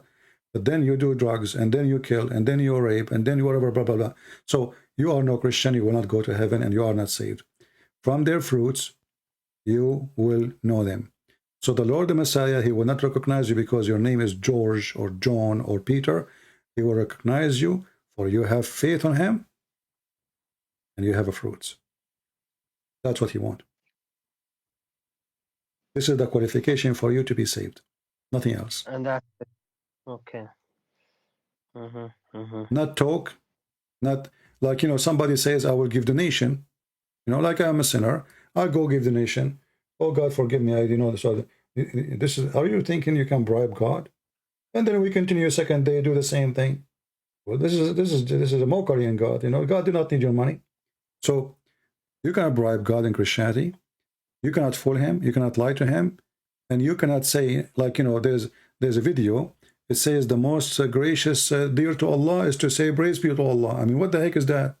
So if you say 100 times, Subhanallah walhamdulillah, 100 times, you go to heaven. What an easy way to go to heaven. So I go now, I can be a child molester, I can be a criminal, I can be a killer, and then I say alhamdulillah. The story is over. Praise be to Allah. And then I go to heaven. So Islam make it so easy because Islam is a lousy cult, satanic cult. With Christ, Christianity is not that easy. You will struggle. You see, the Muslim, they say to you, look at the Christians, look what they do. Who said that everybody will go to heaven? Who said to you everybody claim to be Christian is a Christian? But the question is, was Muhammad a good person to follow? He himself was the most filthy. I'm not trying to insult in your present, but this is how he is. The guy, he went to his own son's wife and he flirted with her. A married woman. The man, he went after children's. The man, he kidnapped people. The one who tortured people just to tell him where the money, they are hiding the money. The man, he broke the command of God. The man himself, he broke the command of his God. The man himself, he don't follow God. The man, he made a verses saying, any woman, she want to give herself to the prophet. So what does this have to do with God? Why God need to make a verse that any woman, she can give herself to Muhammad? What does this have to do with God? What is the interest? I mean, imagine, Yaqub. Do you know how massive this universe, right? And the earth, all of it is not even a dust. The earth, all of it is not even a dust in this universe. So imagine who we are. We are just, not even, I mean, if the earth is not even a dust, so who we are, nothing. And then the God who created the whole universe is making a verse about females, they should give themselves to the prophet so he can sleep with them. What does this have to do with God? And where is the ethic? Is it ethical, Yaqub, that women, they come and they offer themselves to a man? And he is married? He have many wives? Is that ethical? Think about it. Just give me an honest answer. What do you think if a woman, she come to my door right now? Let us say I claim to be a prophet. And even if I may be a prophet, and then I say any woman, she want to give herself to the prophet. And then women, they come to my door and they start coming, offering themselves. What are you going to say about me if I do that? Be honest with me. Hypocrite. Isn't it, this is a scam? And this, obviously, I'm trying to just have sex, have fun. And I'm using those people who follow me. All cult leaders, they share two things. They want your women, and they want sorry, one thing. Your women. Go ahead. Sorry, one thing. I apologize. You see, I was told the verse you said, it's for sure there. I know the verse. Yeah. I was explained that even though this was given to the prophet, and yes, you can maybe, even this verse, it is very strange why it would be revealed. But I was told that he never did it. No, he did. There's many women, they offer themselves, and you can go and read the history. However, that will make it even more stupid. Think with me. Allah, he made a verse saying, any woman, she can give herself. Don't Allah knew who is going to give, who don't want to give? So why Allah saying, any woman, any believing woman, she can offer herself to the Prophet so he can sleep with her? If Allah he knew, there's nobody would do that anyway. That even make it more stupid. And then why Allah, he make another verse to fix it. He says, and he may refuse whichever of you, and he may take whatever he want. So the whole verse, then there's no need for it. If nobody did it, nobody offered herself, and he refused nobody. So Allah, he wasted his time and our time adding things in the Quran. They never happen, and they will not happen. No, I see what you're saying. You see, my friend, the problem is that Muslims, when they try to explain something, I'm not putting you down. This is the answer they gave you, but I find that the answer is coming from people who have a very low IQ. I mean, how come they didn't see it? So why Allah, he made a law? If the law, nobody will practice it anyway. If it's not needed, don't you knew tomorrow? Okay, nobody will offer herself to the Prophet, and nobody will sleep with the Prophet. So why I need to say, and whoever wish of them you refuse to sleep with, or whoever you like, you can accept, and etc. What is this for? And what does this have to do with religion anyway? What this add to the God teaching? This is obviously something is made for the privilege of a man. His name is Muhammad, and it is a pure sexual privilege. And this is a clear sign right away when somebody claims to be holy and he want to sleep with you, or with your wives, or with your women. Obviously, he is not holy. Why God did not make verses to Moses? Says, "Here's Moses. Now you became the king of your people, and you are a prophet, to great prophet. Any believing Jewish women, she can give herself to Moses." Why only those things happen to Muhammad? What about Abraham? Abraham, he struggled to have a second wife. A wife, not sex partner. A wife, he married her. And he struggled with God for it. And then we find that God, why God of Abraham did not say to Abraham, okay, Abraham, you have a problem. Your wife, she's old. She can't give you kids. Go ahead. Any believing woman, she can give herself to Abraham. This guy, he needed. This is the one who needed. He need to have children. He's getting so old. His wife is so old, and they can't have kids. He is the one who need to have a woman who can give him kids. But God did not say that to Abraham. And God did not even tell him to marry a second wife.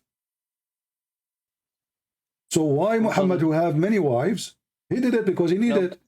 He lost his hope. That's it. You know, I'm getting so old, and my wife is so old. That's it. You know, when your wife, she is older than what women. The women, they have a limit of age. When they pass it, they cannot have kids. It's not a secret, right? And this is what the Quran even mentioned, that she became an old woman. So who is the one who need to have a new wife so he can have babies? And this is not for the purpose of babies, as you see, it's just for fun. Muhammad, he cannot have babies, obviously, because if he can have babies, he will have enough. You know, this guy, he have 13 wives according to Muslims. Where is the children's? 0 children's. Wait. What do you mean Muhammad has 0 children? He have 0 children. Fatima is not his daughter. This is Fatima, the daughter of Khadija. All the children of Khadija are the children of Khadija. And then the ones who they claim they have children from Mary the Cook, those are not from him. This is why Aisha, she was making fun of him. He says, you know that this is not, they don't look like you. Sorry for interrupting. You see, Muhammad from Khadija, he has Fatima, Zainab, Ruqayya, and also Kulthum. My friend, he have 0 children from Khadija. This is why the people, the Arab, they were making fun of him, that he cannot have children. 0. Okay, you know the hadith Well, it's okay. You know that Khadija, she adopted a child, correct? Khadija adopted a child. Yeah. Which child? Zayd? Zayd. Okay. Okay. Why she adopt and why he adopt for him? He cannot have kids and she can't have kids. But at that time, Khadija, she was old. Maybe because of her age, she can't have kids. We let it go. But then Muhammad, he have more wives. Still, they can't have kids. From all the women he slept with, there is only one woman. She is a slave. She is not a wife. Married a Copt. According to Muslim, she got him Abraham or Ibrahim, correct? Okay. Now, is Ibrahim is the son of Muhammad? If there is any proof? Isn't it Umar al-Khattab, he went to kill the cousin of Mary the Copt because they accuse him that he is the father, and then he found that he have no penis because he's a slave? And isn't it Aisha who was saying to him, he don't look like you? And isn't it the Quran says, وَمَا كَانَ مُحَمَّدًا أَبَا أَحَدٍ مِّن رِجَالِكُمْ? Muhammad, he was not the father of any of your men? Rijal. Yeah, Men. yeah, but why he was sure? Because he cannot have kids. He's already. No, but it's men, not women, right? Huh? Because sorry, can you hear me? Because you see, the Prophet, he had 3 sons. You know this. He never have kids, my friend.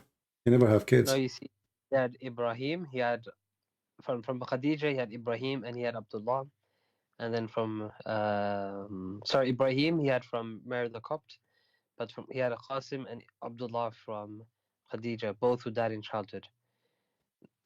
If you have, my friend, if you have children, he will not adopt. And Muhammad himself, he said in the hadith, I was the most weak person between all mankind in sexual intercourse. And then I invoke my God, and he sent me a dish of shish kebab. I ate it, and then I get the power of 40 men. Is that correct? So Muhammad, he witnessed to himself that he have a problem, sexual problem. He cannot perform sex. Do you have the reference for this, sorry? Well, you can search it right now. I mean, you can find it, no problem. I'll find it for you. Yeah, but you see, when let us go a little bit in details. Yeah. Who is the one? Who is the one who takes life? Who takes life? Yeah. Allah. Why Allah took the lives of the kids of Muhammad, if he have kids? Because you just said all of them they died. Why he did that to him? You see, from what I've been told, I don't want to make excuses, you know, but for what I've been told in my studies, is that it was to, in a way, preserve Islam, because then people would assume, like the way Shias do, that it's hereditary. So his son would be a prophet, or should be the next Caliph. You know? Okay, I will go with you, but if this is the case, Allah failed, because you just said the Shia do. So Islam was not preserved. So it's a failure.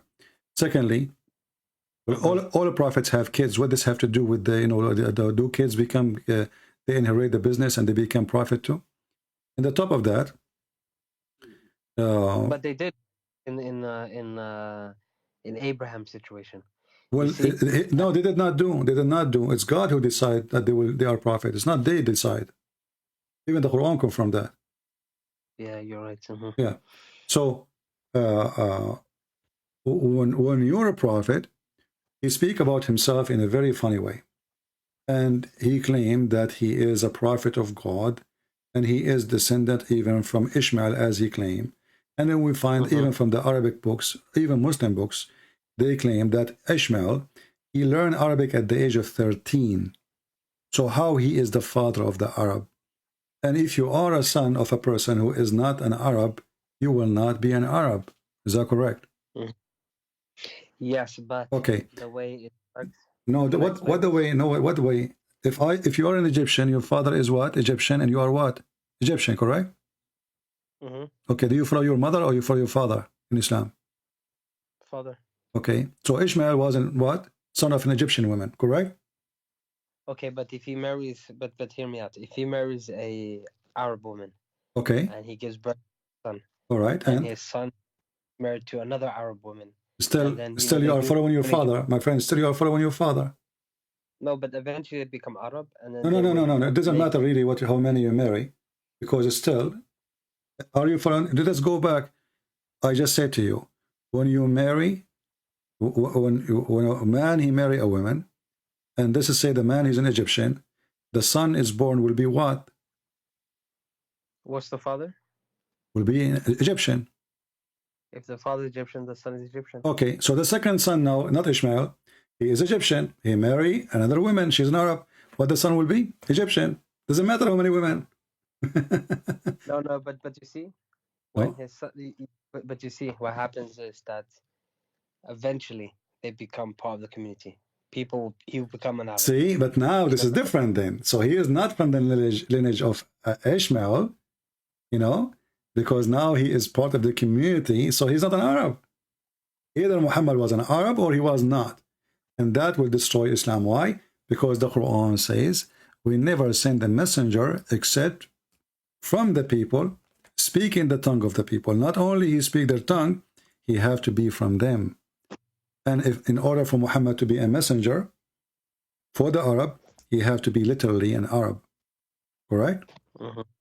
Yeah. And this is the Quran, chapter 14, verse number 4. And that destroy all the claim. In the same time, you Muslim believe that Ishmael and Abraham, they came to the Kaaba, correct? Yes. And even they rebuilt the Kaaba. Do we agree? Okay. But is it true that Muhammad is the only one who came to Mecca and nobody came before him? As a prophet to the people, yes. So Abraham never was there, and neither Ishmael.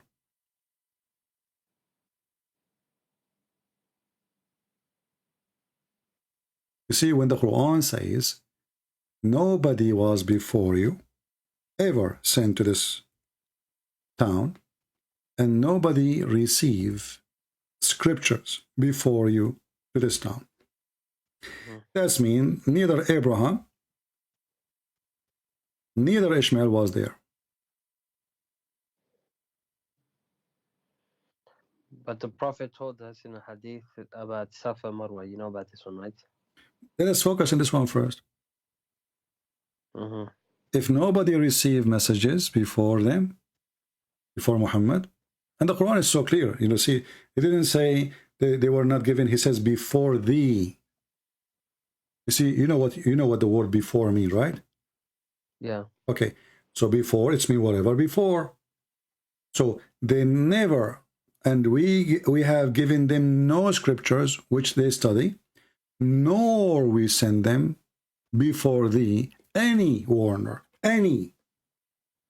So how foolish it is to say such a thing when Muhammad, he just claimed in different verse in the Quran that Abraham was there, Ishmael was there, and Ishmael, he spoke to his people, and he warned his people. So Ishmael was warning who?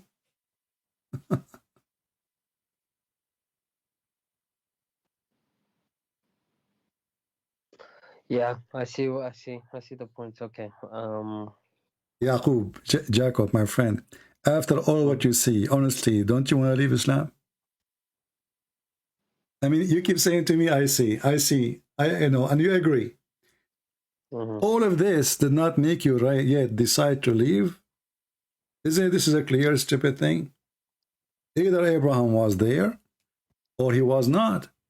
If Allah never sent, okay, Abraham, he was building the Kaaba, he was sent for like a picnic, or he was in a mission. Abraham was there on a mission. Exactly. So Allah, he sent him there. Allah, he sent him. He did not go by himself, correct? He went there to take the Ismail, his wife, Ismail, his mother there, and to leave them. You know, this story is very funny because Abraham, he decided to take Ishmael far in the middle of nowhere, where there's no grass, there's no trees, there's nothing, in the desert of nowhere, and and he left them there. What kind of a man he is? What is that? Yeah, because there's no people there. Yes, but you see, the ultimate goal was so that his lineage will become that of the Prophet. This is what we're told, you know. But look what happened. Look what happened. if there was nobody there and his lineage, that's mean everybody in Arabia is from the lineage of Abraham, because there's nobody there, at least in Mecca. But look what your book says, that Ishmael, he married a woman from Jurham. Jurham, they are the enemy of Quraysh. So how Muhammad is descendant from Ishmael when those are the one who been kicked out of Quraysh, out of Mecca, and they've been killed in the same time? If Abraham was there in a mission, and Ishmael even was there too, and they built the foundation, which means Ishmael now is a man.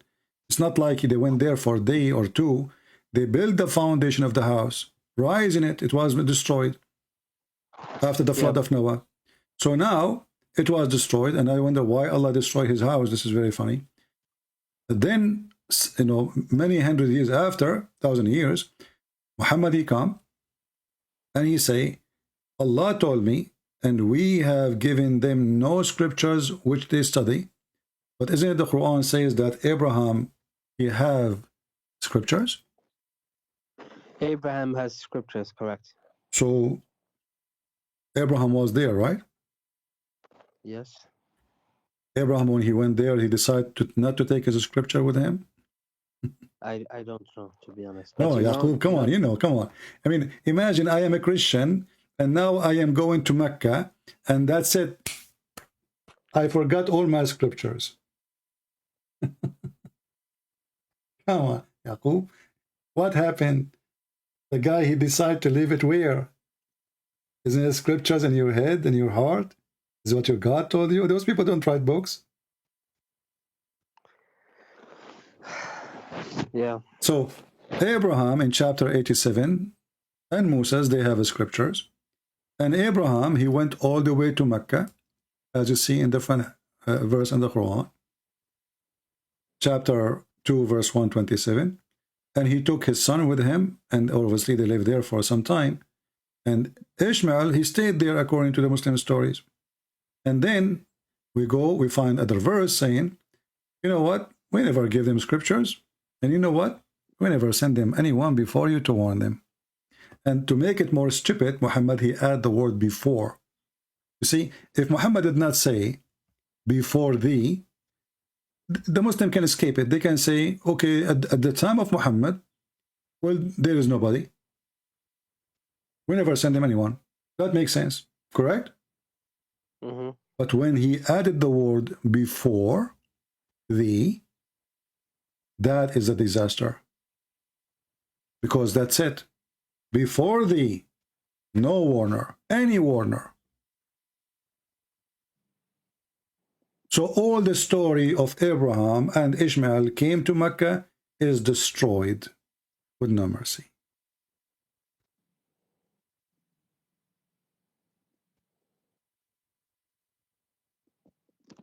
Mm-hmm. So Yaqub, are you leaving Islam now or not yet?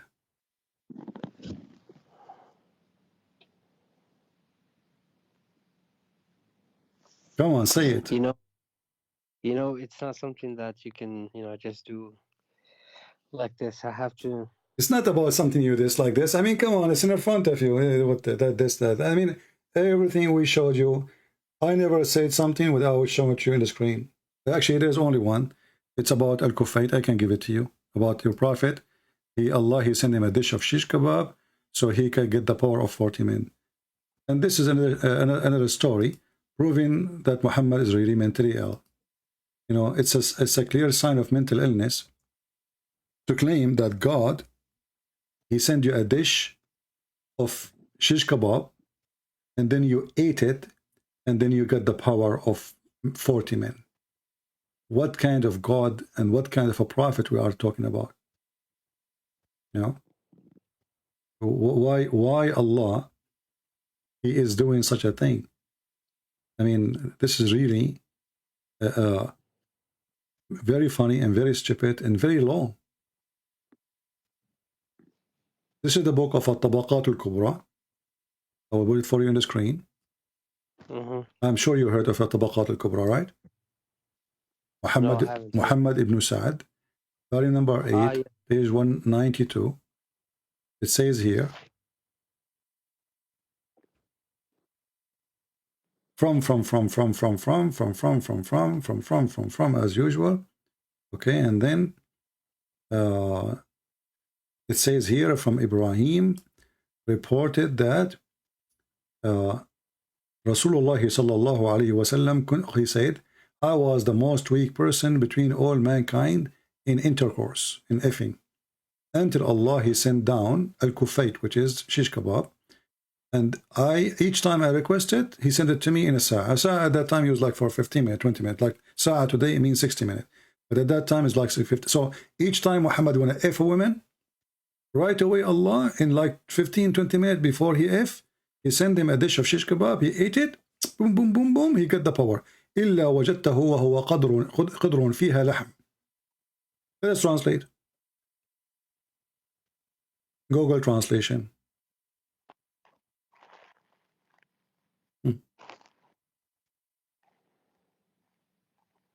Let us see. Here we go. The Prophet, he said, I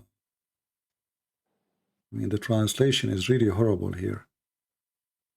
Okay, here it says, from the authority, etc., the Messenger of Allah, he said, I was the one of the least people in intercourse. You can see it? Until Allah sent down shish kebab. You know, the translation is not right. And then he continues saying, and each time I wish it to have it, it come to me in like within 20 minutes or 50 minutes. Here it says an hour.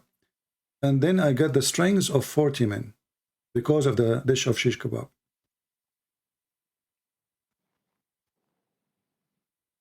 Each time he want to go to a woman, he invoke Allah. Allah, he send him a dish. He eat the dish. Boom, boom. This is from God. And here it says that your prophet, he used to F 9 women in one night. Why? Because of the shish kebab.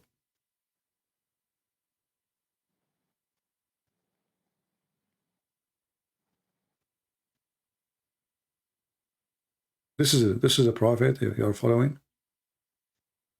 Let me post the link. I will shorten the link. I will post it in the chat. Let me post it. So what do you think, Yaqub?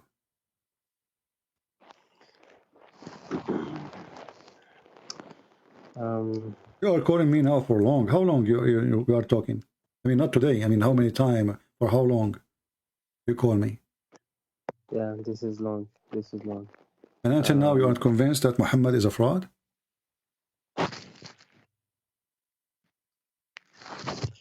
To be honest, I really wanted someone more knowledgeable to speak, but they clearly don't want to speak to you. They ran away. I understand why now. Yeah. I think it's clear, you know. I think it's clear. I don't need to say it, but you know, I think we both know it's clear. So you know it's clear that Muhammad is a fraud.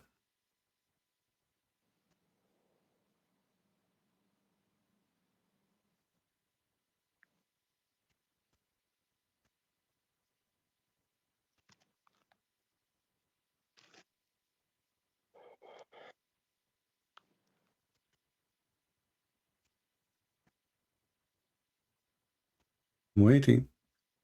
It's clear that Muhammad is a fraud. No, I didn't say that. But what I said you is just said you just said it is clear. It's clear what? Okay, continue the sentence. It's clear. No, clear what? No. You see, brother, we've discussed. I think we both know it's clear. You know. It's a clear what? Continue the sentence. It's a clear what? Are you afraid, Yaqub? It's okay. You can tell me not on the air if you want. It's okay. I have some questions that maybe we can discuss. You see, you are changing the topic now. You are changing the topic, Yaqub. So is it clear what? Okay, Yaqub. I'm not going to force you. I understood you.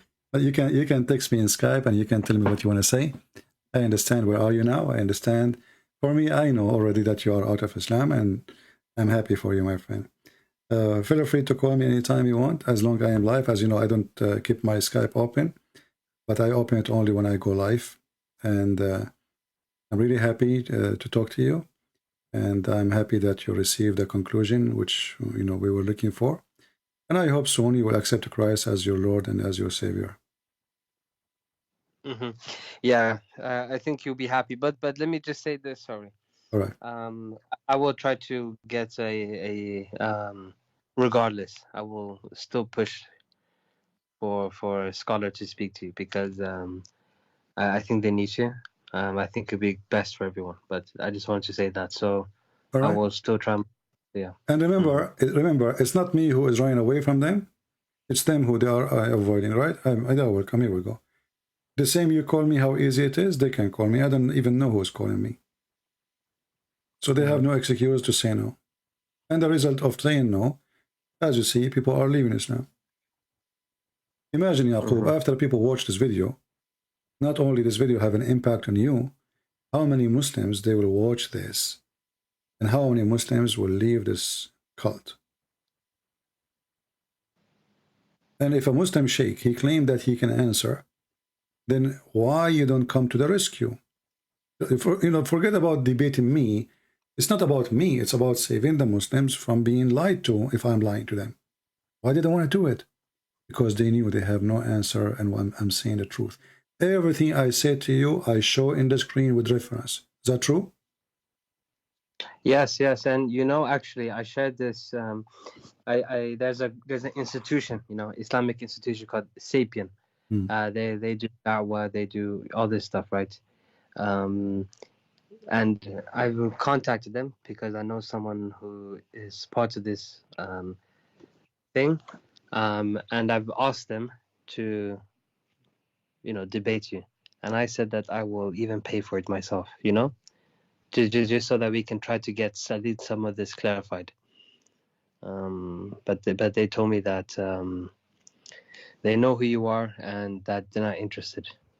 So what do you think about contacting Zakir Naik and tell him your story? Tell him that this person, he put a lot of doubt and many Muslims live in Islam, including me.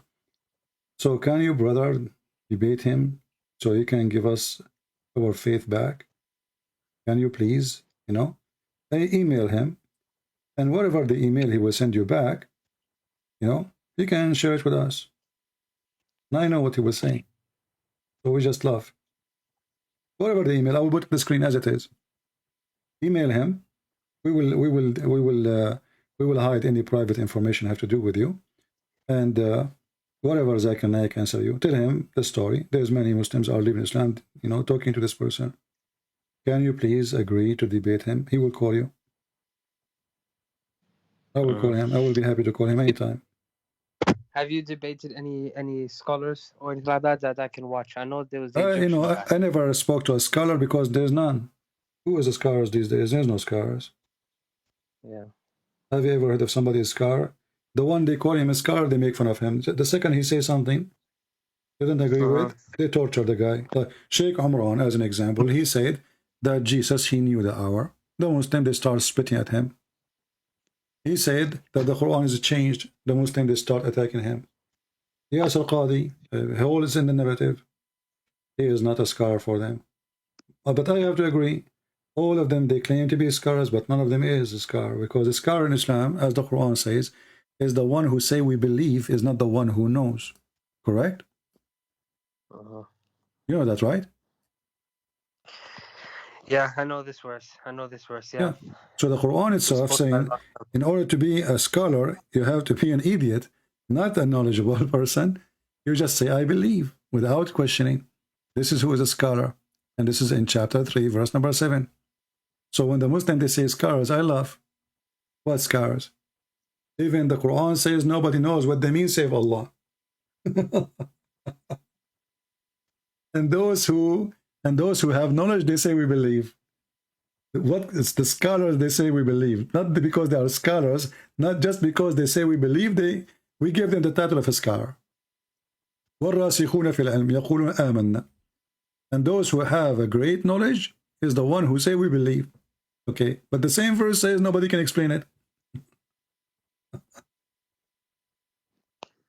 Anything you want to say, Yaqub, before we go for today? No, just pray for me. Just pray. I will ask all the Christians to pray to our friend here, Yaqub. He is struggling heavily, and I can tell.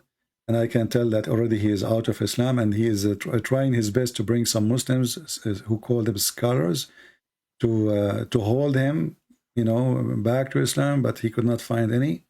So we will pray for two things. We will pray that you will be able to find a scholar to come here and get me busted. And we will pray that Yaqub, he will see the truth, and the truth will set him free, and that by accepting Jesus, and Jesus alone will save you, my friend. Is not a man, is not a Christian prince, is not a bishop, is not a priest, is not a prophet. It is the Messiah. His name is holy, his act is holy, and he is now in the holy heaven. He is the holy living God. He is the Word of God, who is the talking, walking, living Word of God. I invite you, Yaqub, to accept the Messiah to be your Savior, for no other name beside his name. And there's no way to heaven except his name. And the second you accept him, you are in different stage of life. I pray for you, my friend. You are a very nice person. And I can tell you are coming from a very nice family. So I say, and I pray for your family too. I say, may the Lord bless your mother, bless your father, bless your brothers and sisters, bless your family. And we pray that the Lord will bring them, all of them, to be saved, so they can join us in the holy heaven of the holy God, the Messiah, the Christ, who is our Savior. For that we say Amen. And we ask all the Christians to pray for Yaqub. Thank you. Thank you. Okay. All right, Yaqub. Take care. If you feel to say anything before you go, just say. But just to be clear, it's just believing in what you said, but to follow the 10 Commandments. That's all. That's all that you guys are. That's all that the Ten Commandment is a guidebook of the highway, but the highway is Christ. Just to make it simple for you, it's like how to find the entrance. The Ten Commandments. You believe in God. What is it? Yeah. You believe in God, which means you believe in the Messiah. But the Ten Commandment is to keep you in the road, so you don't go in the dirt. The dirt will make you dirty. You follow the Ten Commandment, you stay in the road, and your faith on Christ is going to save you. Not because you just keep the Ten Commandment. You have to have faith. That's why the Lord, he said, from their fruit you shall know them. So the Lord will know you, not because you said Shahada, not because you said, I believe in Jesus. He will know you because you are a true follower of Christ. This is how you will be known. There's no hypocrite. There's no liars. There's no deceivers. There's no Shahada. Nothing can save you except being a true follower of Christ. This is a choice you make, nobody else. The Ten Commandment is just to guide you in the map. Where is the road? Stay in the road. Don't go in the dirt. The dirt will, the Bible says the wage of sin is death, is hell. So the Ten Commandment is just to push you away from the dirt. Stay away from the dirt, my friend. And the only one who can keep you away from the dirt is the Messiah. That's all. Okay, thank you. All right, my friend. Thank you very much for calling us, and we will be happy to hear you again soon. God bless you, Jacob. Take care. Bye.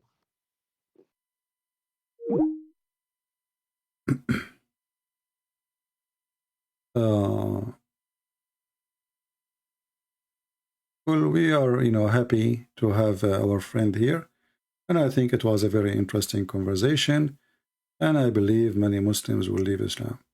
We have a person, his name is Ishmael. He tried to call me. Let us try to call him. Maybe we can save one more person.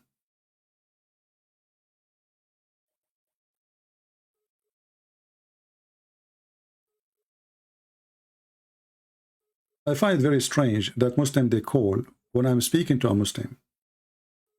And when I stop speaking, they don't call. Like the second I call somebody speak to me, all Muslims call. Yeah, but the guy now is not answering. When I receive a call, it's like they are doing it on purpose to drop the call, you know? It is just to disturb. Not because they want to speak to me.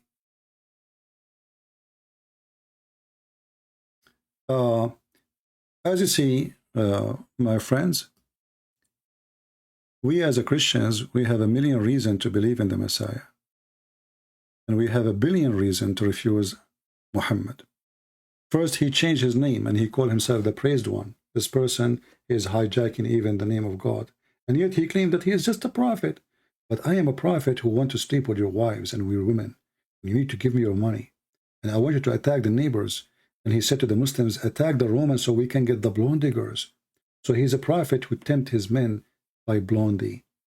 You see the ethic? All his friends are lousy, gang, criminals, thieves, you name it. They fight even over a panty and underwear, to the point even Allah, he made a verse about it, that the Muslims accused their prophet that he stole an underclothes, a red underclothes.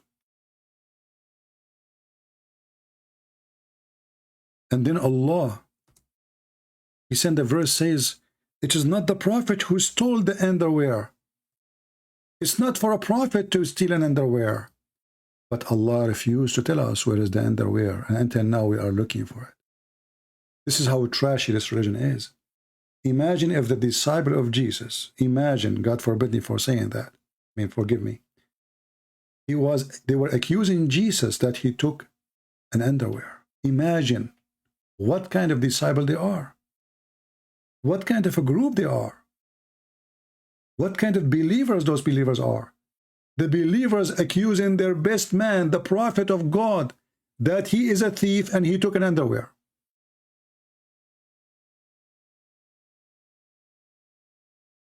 And then Muhammad, he made a verse to clean himself from the accusation.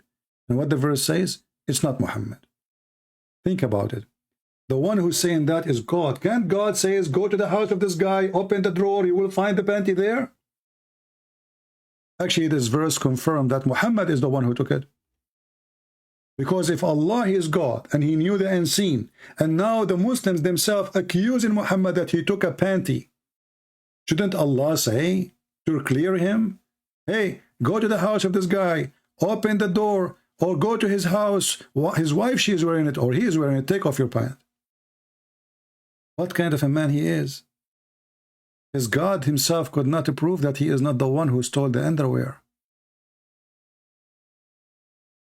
Allah was in the office, he received an alarm, a message alarm. We. What the heck is that? What's happening? The angel Jibreel told him, Takbir, Allah, the Muslims accusing Prophet Muhammad that he stole an underwear. Allah, he could not take it. So he decided to clear his name, not by doing investigation, not by finding the one who stole it for real, by saying it's not him. Well, isn't it obvious that this is Muhammad saying he is not him? And imagine you are God. And then this God, he have a believers. And the Muslim, they say that the Sahaba of the Prophet are the best of mankind. The best of mankind accusing the best of mankind that he stole a panty. How nice. A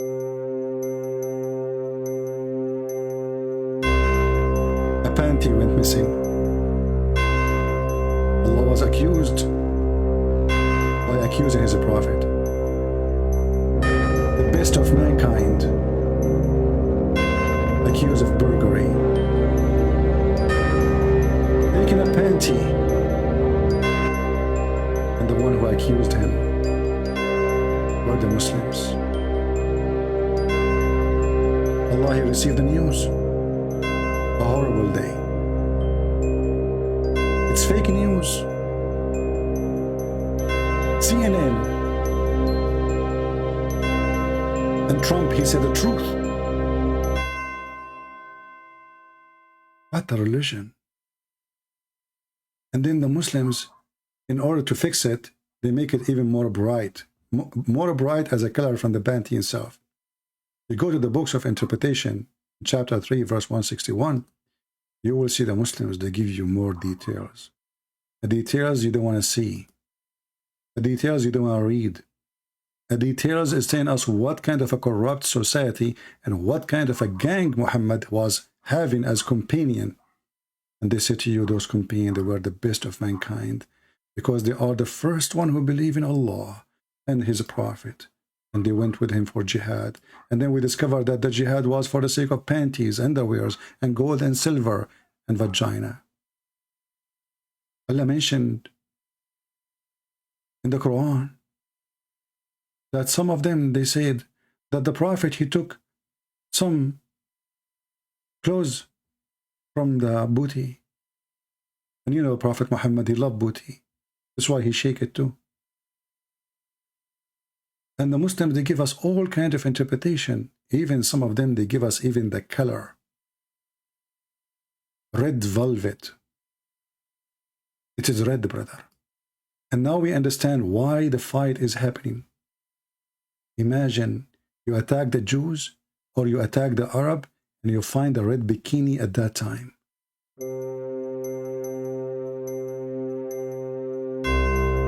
How many will fight for it?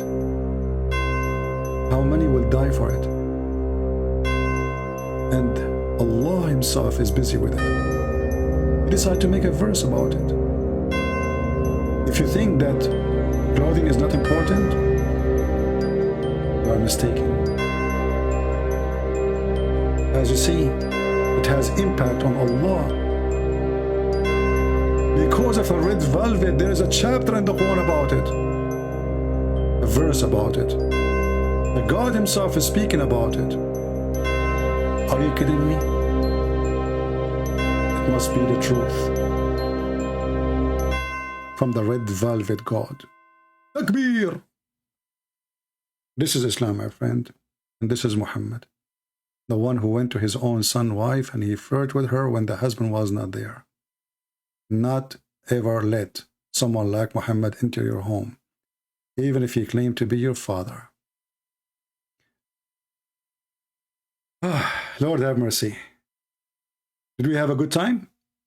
So listen carefully. If you like us to come back faster than Muhammad, coming back to looking for the red velvet, you should share our videos, the link with everybody, so we can have at least 20,000 so we can come back live on air. If you do so, we will be back as soon as we have the 20,000 people here. So please share the link, let people see the truth. And this is how we can help the Muslims. We don't hate the Muslims, we'll never hate them. Even though they've been taught hate against us, but we are Christians, remember that? And Christians, they've been taught love. For God is love, my friend. And with the love of Jesus, we say thank you, God bless you. Christ is Lord, and Muhammad is nothing but a fraud. See you soon again. Take care.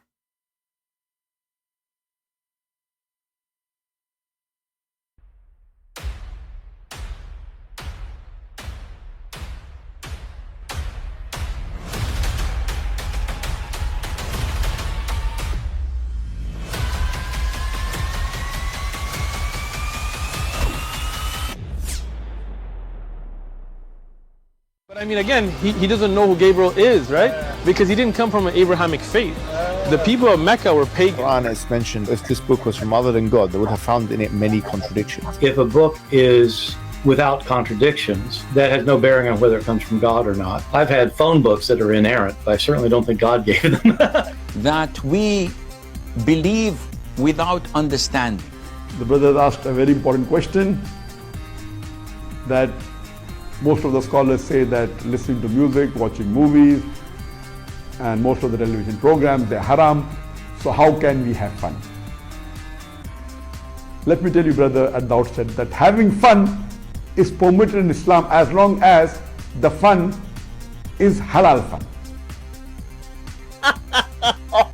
That the standard narrative has holes in it. The Prophet tells us because Satan or the devil sleeps over our nostrils. Those who oversleep and not pray Fajr on time, Satan urinates in their I ears. really do think Jesus was crucified and that he really was dead and buried. He thought that he was a son of God in the sense that he was specially chosen by God. I think Jesus really did think he was going to be the Messiah, the future king of Israel. I mean, that is, after all, why they crucified him.